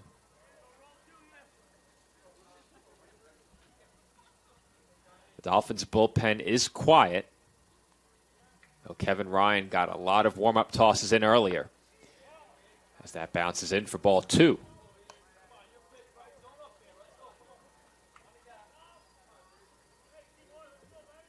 Now, Nick, does Martin have the green light here? On a 2-0 count with the fifth inning, I think you have to give him the green light. I agree. You give him the option to swing. That pitch wasn't it, though. Absolutely not. But to that point, how many more chances if CSI is going to get? So you want to pounce on it now, because if you wait too long, this game's going to be over with, especially when it's a doubleheader. It's a 7-inning game. Well, Sheppy misses with 4 straight to Thomas Martin. He draws the walk. And now Nick Cipoletti, who has reached base twice, will come to the plate. And once again, the Dolphins have the tying run in scoring position. I think we're getting the pitcher shortstop, change. number 2, Nick Cipoletti. A pitching change appears to be forthcoming for the Mavericks. The question is, will the Dolphins choose to pinch run for Kalika? We've seen that on more than one occasion so far this year where they've pinch run for Kalika. He's looking back toward the dugout, and we will have the answer to that question on the other side of this break. Dolphins have the tying run at second base. They trail by 1. When we come back, Nick Cipoletti comes to the plate with a chance to get CSI even or give them the lead. Hobra, a taco joint, Staten Island, where we're proud to have shared our family-first spirit with people from throughout New York City and the world. With indoor dining available both at the bar and on the floor. Or step outside for additional seating and an outdoor bar. Serving beer that's crisp, ice cold, and worthy of a day at the beach. Cocktails that explode with flavor. And great food made with the freshest and healthiest ingredients available. Events feature food and drink specials. Live music. And the best of Staten Island nightlife. Your CSI Student ID saves you 10% on your dine-in order at Hobra. Visit us at 412 Forest Avenue, Staten Island.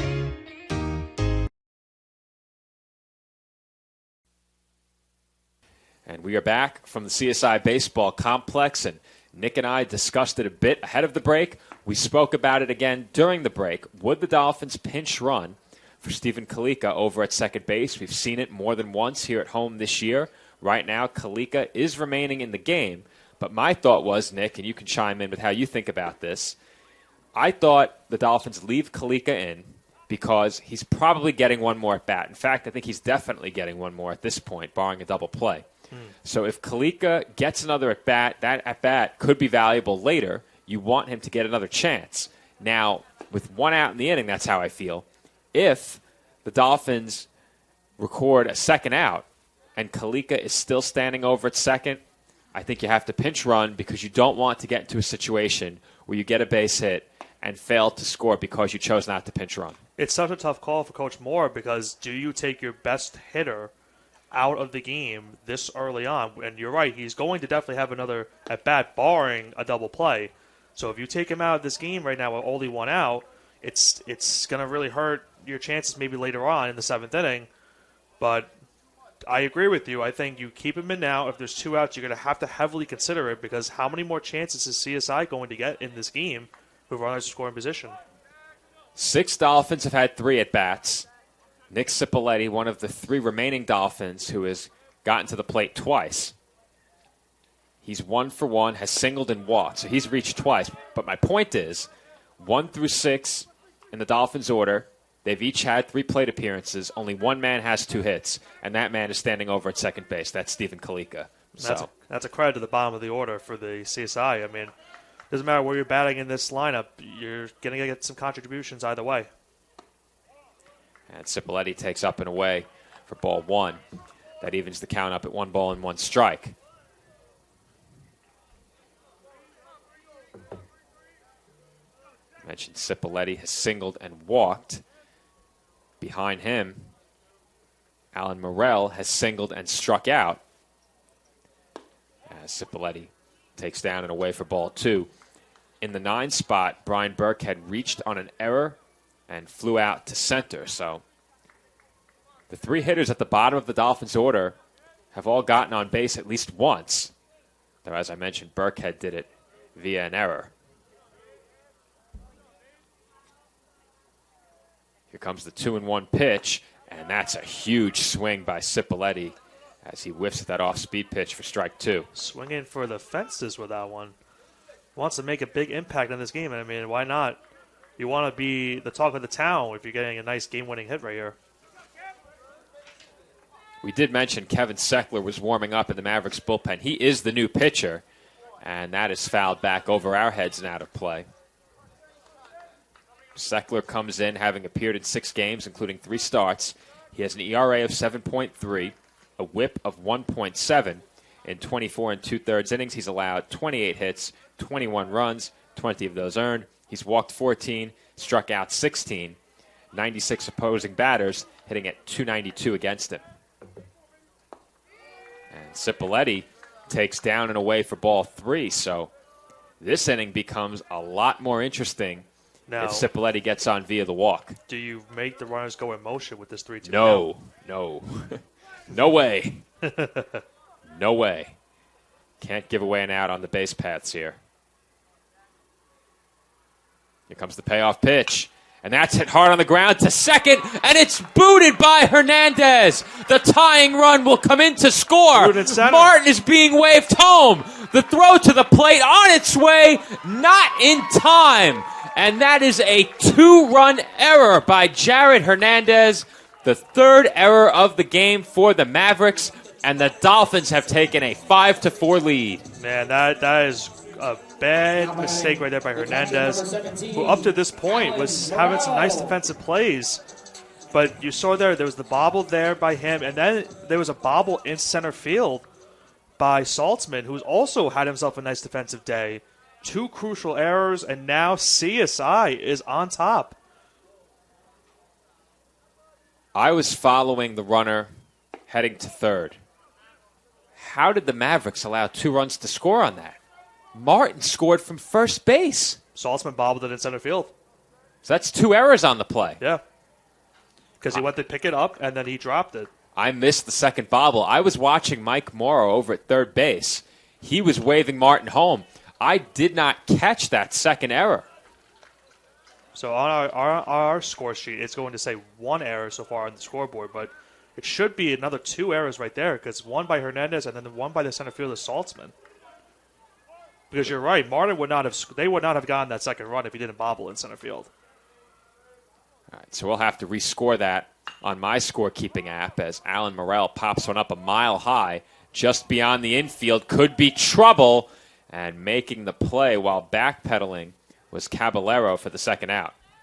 That was another dangerous situation for Mercy right there. Three fielders coming in on the ball, almost collision, but nice job by Caballero to get a big second out. And now Mercy's 1 out away from keeping it a 1-run game. Okay, so we're all caught up on the scoring now as we take care of that second error. Brian Burkhead is the batter. Base hit here would likely give the Dolphins a 2-run lead. Good job by Glenister there to keep the ball in front of him so that the runner could not advance to 3rd.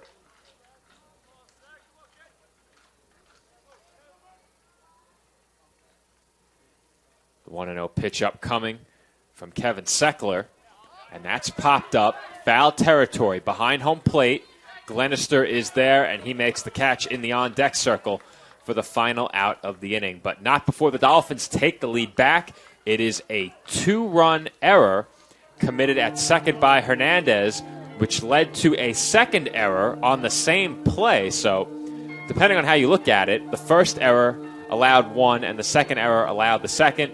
Perhaps you consider the first error the catalyst that started it all. Either way, the Dolphins now have the lead 5-4 heading to the 6th.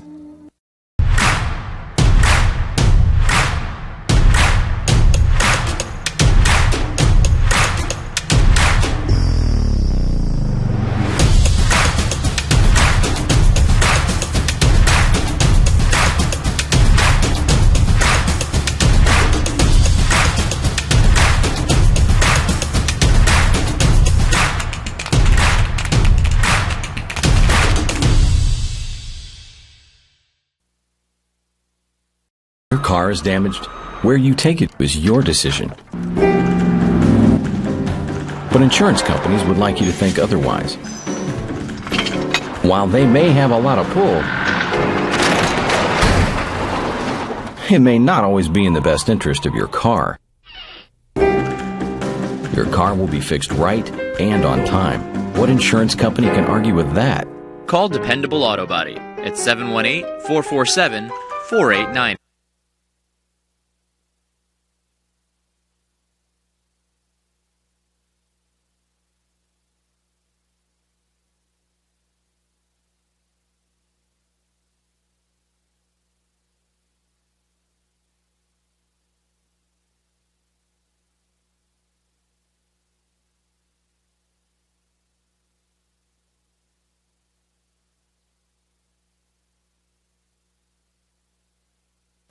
And we are back here on CSI Sportsnet. Now, I took a trip down the hall in between innings as we had a correction up on the scoreboard.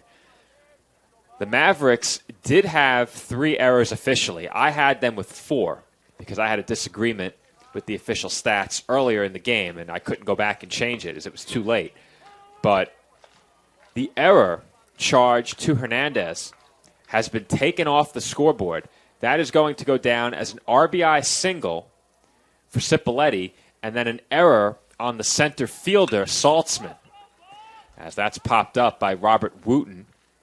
Castiglione settles underneath it and makes the catch for the first out, but we'll get another look at it. It's going to be hard to tell. Play it in slow motion, Nick, so we can get a more clear look. And I think we missed it because the camera shifted right after the ball cleared second base, but the information we got from down the hall suggested that the ball took a bad hop over the glove of Hernandez over at second base. He never touched it, and because of that, the ruling is base hit. My argument was, if the ball goes through your legs and the glove doesn't touch it, is that a hit? Of course the answer is no. So, it's interesting call. Another interesting call, to say the least, but either way, for CSI, you'll take it. No matter if it's hit or error, you'll take the 2 runs, and now you have a 5-4 lead here in the top of the 6th. That's hit hard on the ground to second. Fielded cleanly by Myers, and he makes the throw over to first to retire Alfred Hody for the second out.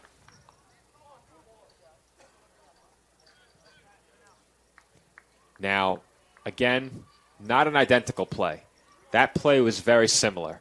If that ball hops over the glove of Myers, is that a hit? Number 10, James Matutat. That's tough because I've been doing scoring for baseball for a good amount of times, and I still don't know to this day how do you score that if it bounces over his glove like that. I'm not 100% sure.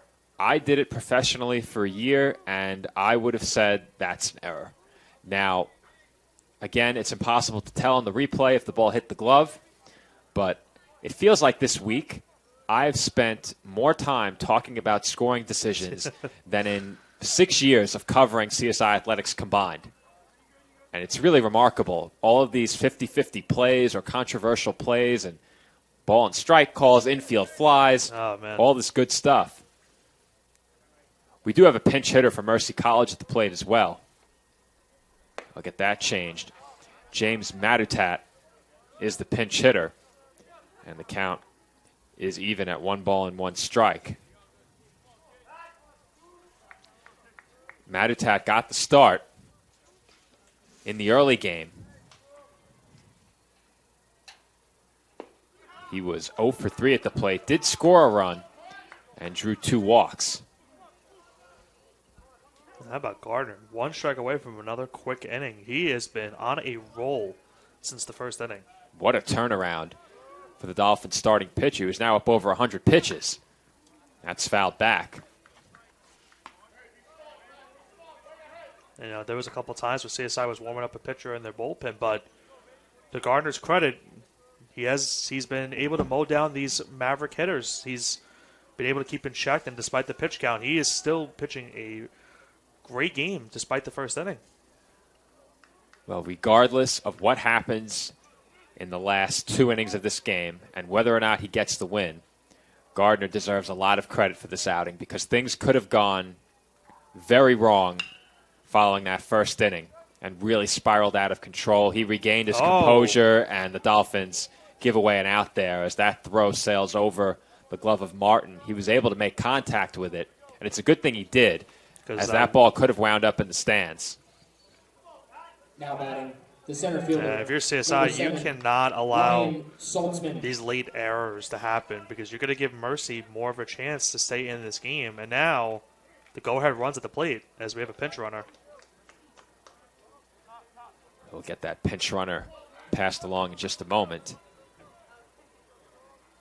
As the batter will be Ryan Saltzman, the Mavericks' leadoff hitter. The pinch runner over at first for Matatat will be Ivan Martinez Jr.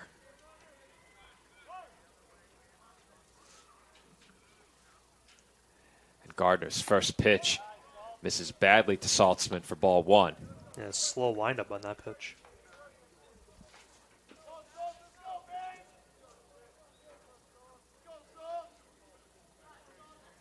Pinch runner Martinez Jr. has attempted 5 stolen bases this year.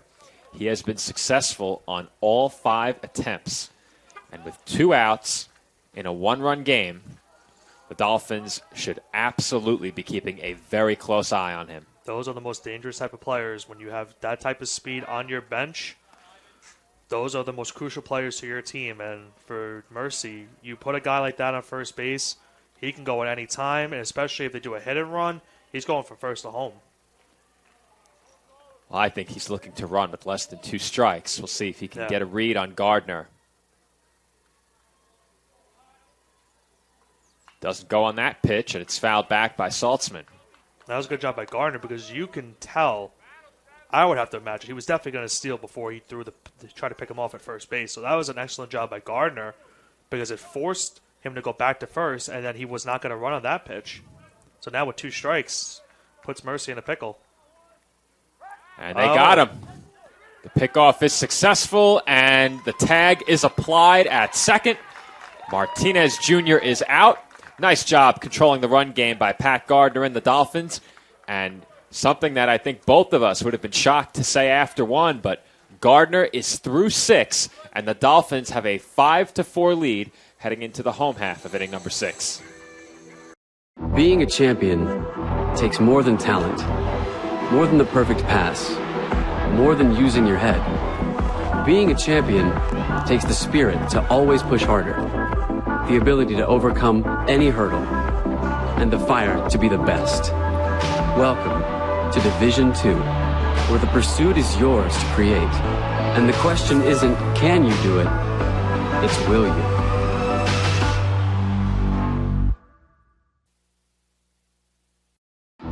Being a champion takes more than skill, more than endless drills, more than using your head. Being a champion takes the heart to give it your all, the agility to thrive from any angle, and the relentless drive to be the best. Welcome to Division II, where the pursuit is yours to create, and the question isn't, can you do it? It's, will you?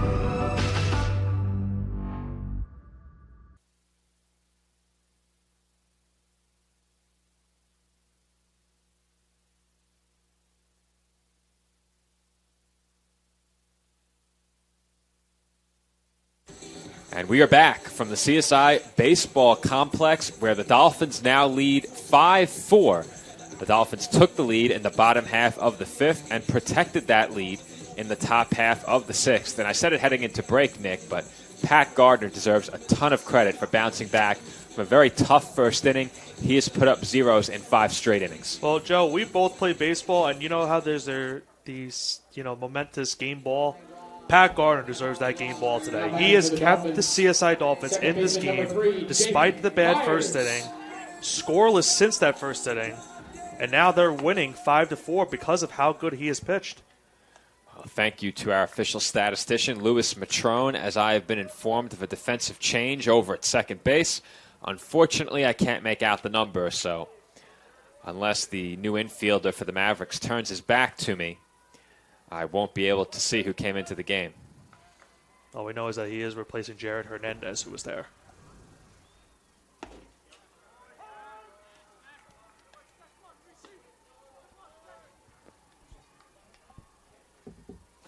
Well, apparently our statistician doesn't know who's at second either, as I received a couple of numbers to choose from. And that ball is hit out to shallow right field. Charging in and making the diving catch is Nico Liguri. What a play. Man, we have seen some web gems, as they like to say, here in this game. And that's just a heads-up play by the right fielder, Liguri, and a huge first out for Mercy. Dominic Castiglione. Substitution at second base was Frankie Asaro. Asaro got the start in game one.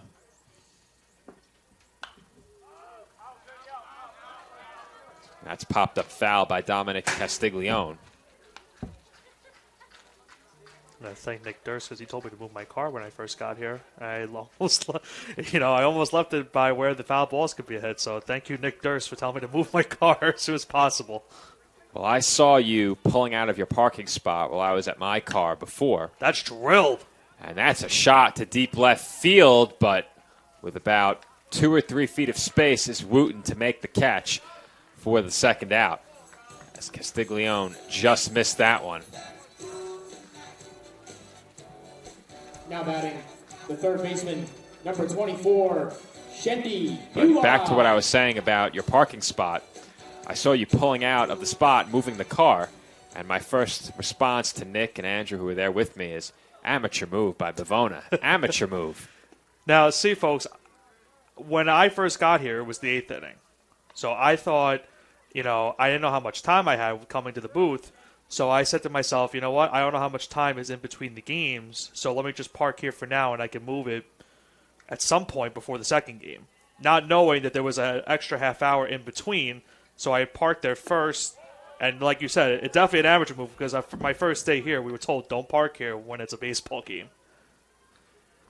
That is a good first piece of advice. I can't imagine who gave you that tidbit of information. He could be sitting in this booth. A very wise man.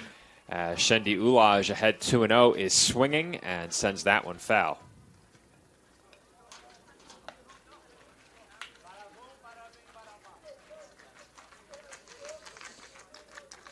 Two balls and one strike the count on the Dolphins' third baseman.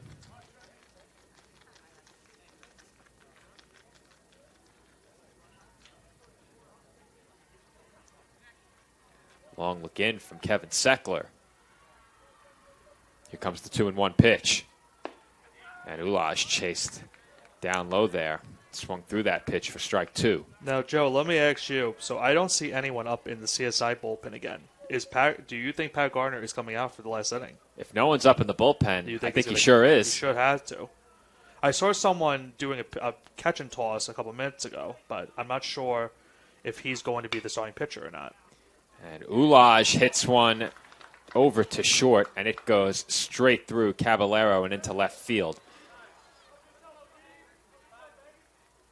Now that for sure has to be an error. You would think so. You would think so. That's what I would say. But again, it's an error. It's an error. Number 22, Stephen Kalika. Like I've said in the past, I'm a former pitcher, so typically I'm scoring just about everything an error if it's close. That one was not close. I think we had a pinch runner. We did. Yes. Now pinch running for the Dolphins, number 34, Anthony Sutera. So Anthony Sutera will be the pinch runner at first. You thank Andrew Rotunda for that relaying that message over there. Every once in a while, I have to pause and listen to the public address because you go back and watch the broadcast. You can clearly hear us over the PA. I cannot hear myself over the PA. I cannot think through the PA. Mm-hmm. Sometimes I just have to sit, be patient, and wait for the PA announcer to be done as Kalika takes a big swing at that high fastball for strike 1. Well, they say patience is a virtue, so definitely need that when it comes to this. For more reasons than one. Don't ask me to elaborate. I wasn't going to. Smart man. 0-1 the count on Stephen Kalika, and that's hit foul down the left field line and out of play. Into the bleachers. I will say, though, the pace of play has not been a reason that I need patience today. These two games have moved along fairly quickly. Absolutely. Now, you were watching at home, saw Game 1 moving at a rapid pace, showed up a bit early, and then as soon as you walked on campus, that game came to a grinding halt. I was the curse for the ninth inning, as they would say. As soon as I got here, it was about a half hour, maybe a half hour, 45-minute ninth inning. It was a much longer ninth than any of the first 8, that's for sure. Yeah.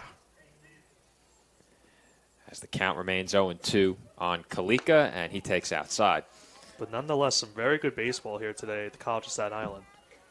And as we said before, on a gorgeous day, the sun has been here all day. You know, the fielders might not like it when they're trying to get the ball and look for it, but it's been a great, gorgeous day for some baseball. As Nick said earlier when we were off the air, he'd probably appreciate it if it was a few degrees warmer. But outside of that, wonderful weather. I can't complain. We've only had one rainout, maybe 2. I think we were we had a relocation, so technically not a rainout. We had 2 games relocated earlier in the year against, I believe, Caldwell. Those games were moved on the road, but only 1 cancellation so far, and that was over at softball. And we got lucky with softball on Thursday. Just as the game's finished off, it started raining about 5 minutes later, so we were very lucky that day too. It's funny because I was touting my skills as a meteorologist during the broadcast. I made a prediction. I don't know if you remember. You asked me, if you're a meteorologist, when will it rain? And I said, right as we begin to break down, where we have to hurry. That's exactly when the rain started. Yep. 1 ball and 2 strikes the count on the Dolphins' right fielder, and Kalika fights off another one foul. Well, that's why you're somewhat of a meteorologist yourself. That's right. We even have the Photoshop to prove it. That was circulating around the staff group chat. And I think if I ever get the opportunity to work a little bit more closely with the broadcast outside of game days, we need to get the ability to upload images into the stream. That would be a great addition. We have a lot of good stuff. As that's popped up way in the air. And this could be trouble as 2 Mavericks nearly collide, but that was Caballero who made the catch for the 3rd out. So the Dolphins will come out for the 7th inning looking to protect a 1-run lead, and I'm taking a look towards the CSI dugout to see if it will be Pat Gardner returning to the mound, but our viewers will have to wait until after this break to find out who will be pitching for the Dolphins ahead 5-4 heading to the 7th. We can stop to make sure someone is okay. Get in the way and disrupt the situation. Notify an authority. Or walk them home safely. We can change the language around rape. We can make campuses safer for our teammates, our friends, and our classmates. We cannot be bystanders. Taking action isn't always easy, but it's on us. To intervene. Because we can. Learn more and take the pledge at itsonus.org.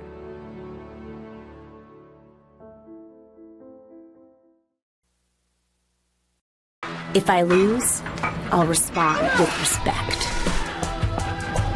If I win, I'll back it up with humility. If I fail, I'll rise up with honor. It's tough for us to put it all on the line. Don't undo my hard work with poor sportsmanship. Respect. It's the name of the game.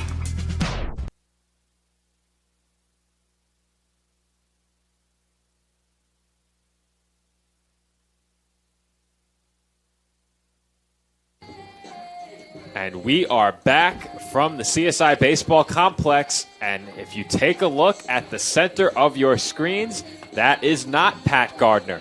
It is another Dolphins lefty. Our colleague and broadcast partner for the first 2 innings, Nick Durst, he predicted it earlier in the game, said that he anticipated Gardner and Kalika would swap positions. Durstradamus didn't exactly get it right, though, as Michael Kehoe comes in to play right field for the Dolphins. So Gardner is out of the game, and Kehoe takes over in right field. Kalika will go for the save, his team leading by 1 in the 7th.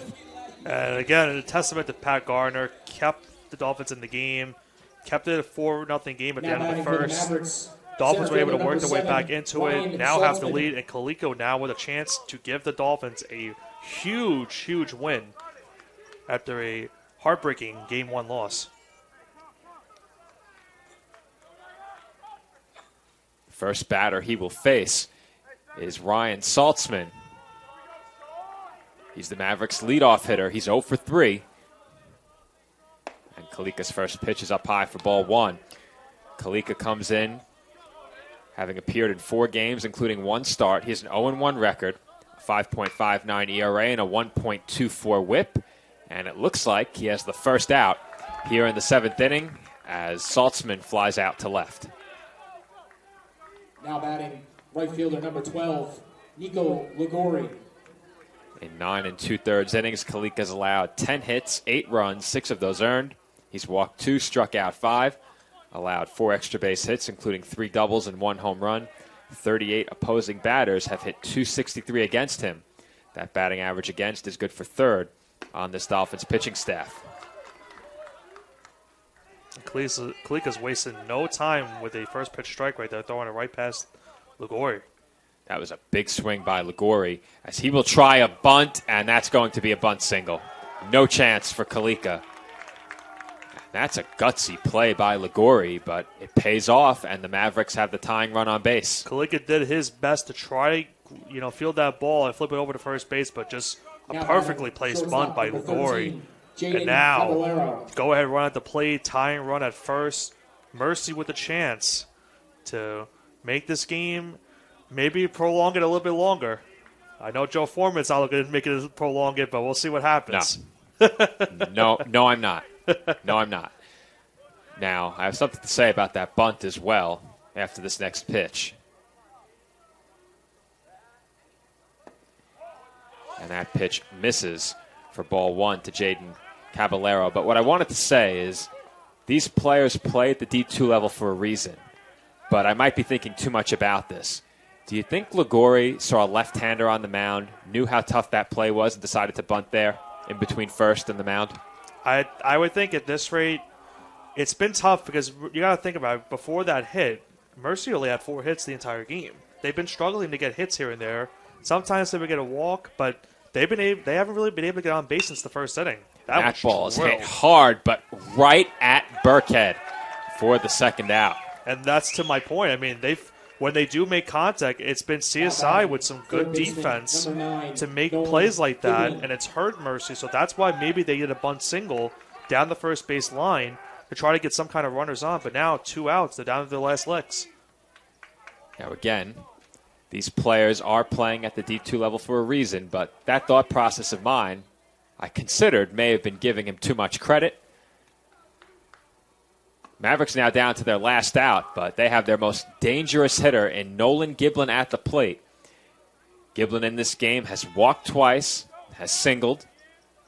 He came into today's action Mercy's leading hitter, leader in OPS, leader in home runs, leader in RBIs, leader in slugging, leader in on-base percentage. Call him the leader of the pack, as they would like to say.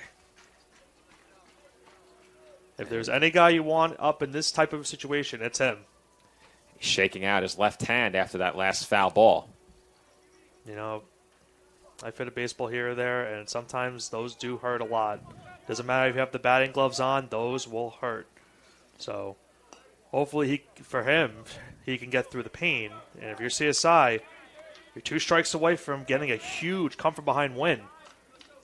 So Kalika wants to focus in on here and try to get out of this game. Kalika looks over to first. Here comes the 1-1. And that misses low for ball 2. Well, it also benefits the Dolphins to have the left-hander Kalika on the mound with a runner over at first that very well could be looking to steal a base. And we saw the last inning. That hurt Mercy. They got to pick off the end of the inning. So you don't want to have that again in this inning if they do intend to try to get a stolen base. But with a 3-1 count, now you got to wonder, what does Mercy do here? On 3-2, you have to run, obviously. LaGoria will be running with 2 outs. This pitch is big.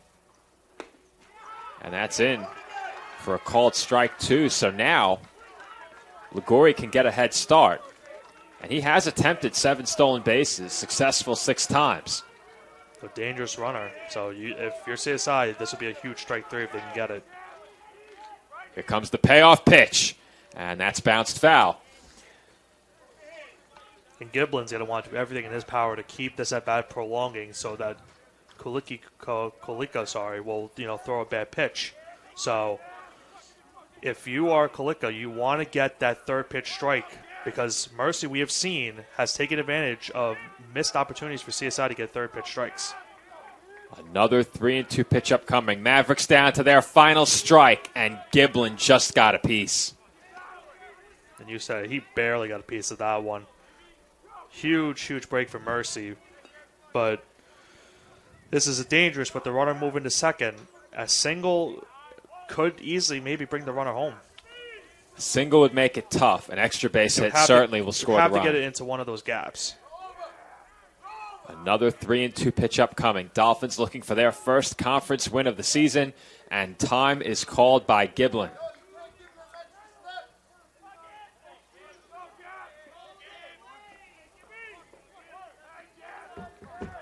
Kalika comes set once again. Here comes another 3-2 pitch, and that is on the outside corner for a called strike 3, and the Dolphins win it. Ladies and gentlemen, final score, your Dolphins. You could see Giblin. He was not happy about that last pitch. He thought that was too high, but what a pitch by Kalika, and a huge come from behind win for the Dolphins. Down 4-0. Pat Gardner pitches a great game and keeps the Dolphins alive, and their offense came to play. 9 hits from our scoreboard. They had 9 hits, capitalized on 3 errors from the Mavericks, and they come back and win a big game 5-4. And that was a great backdoor breaking ball by Stephen Kalika, who earns the save, and he saves it for Pat Gardner, who picks up a well-deserved victory in this game. Gardner gave up 4 runs in the first inning, then held the Mavericks scoreless for 5 straight. We thought he might come out for the 9th, but Stephen Kalika is able to close the door on Mercy College. For the Mavericks, they drop the 3rd game of 3 that will count in the conference standings against the Dolphins. But overall, Mercy takes 3 of 4. However, for the Dolphins, the win puts them into the win column in conference play. And this is a big win for a Dolphins team that came in really having struggled against the Mavericks during the last 2 seasons. For the Dolphins, their losing streak against the Mavericks had extended to 6 games with their loss in Game 1 earlier today. Make that 7 with their loss in Game 1. So for the Dolphins, a big win to get off the schneid against Mercy College. And for the Dolphins also, a very well-played game. Only 1 error in the field. They had the 9 base hits, which was a big improvement over Game 1, and they got the pitching from Pat Gardner, who picks up the victory. Well, we saw it. Scott Sheppy had a lot of hanging curveballs, and that's what CSI capitalized on. They kept looking for that off-speed pitch, kept hitting it into the outfield, getting those base hits, working some walks, taking advantage of the errors, and it led to some key runs.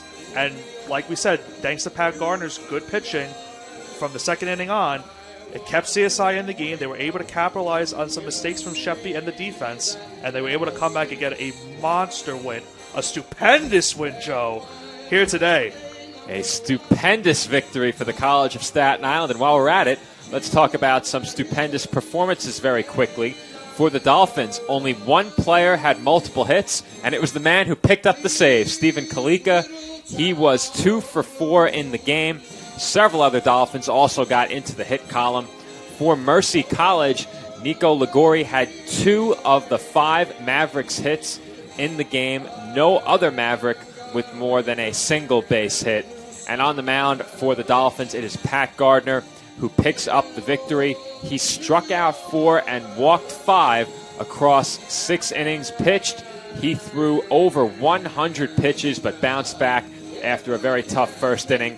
As we have said several times already, Scott Sheppy allowed 7 base hits, struck out 4, and walked 3 for the Mavericks. He was responsible for all 5 runs allowed, and the Dolphins pick up the win by a final score of 5-4, bringing our East Coast Conference doubleheader to an end on this Saturday evening. So our next baseball broadcast, 6 days from now, we had 2 different start times listed for that game. One site listing at noon, the other at 3. We presume that 3 is the correct start time. We are not sure yet if that is going to be a doubleheader. So depending on the start time and depending on whether or not it's 1 game or 2, our broadcast team could vary for that game. I'll be here. I know that much. But, Nick, once again, thank you for joining me today as my broadcast partner, Nick Bavona, joined me for Game 2. Nick Durst on the call alongside me for Game 1. This has been Joe Foreman. And from all of us here at the College of Staten Island, we thank you for watching. The Dolphins pick up the win in this Game 2 of today's ECC doubleheader by a final score of 5-4. Our next baseball broadcast coming up on Friday when the Dolphins take on Queens College. If you can't attend the game, be sure to join us right here on the ECC Network for that broadcast. And until then, have a stupendous weekend.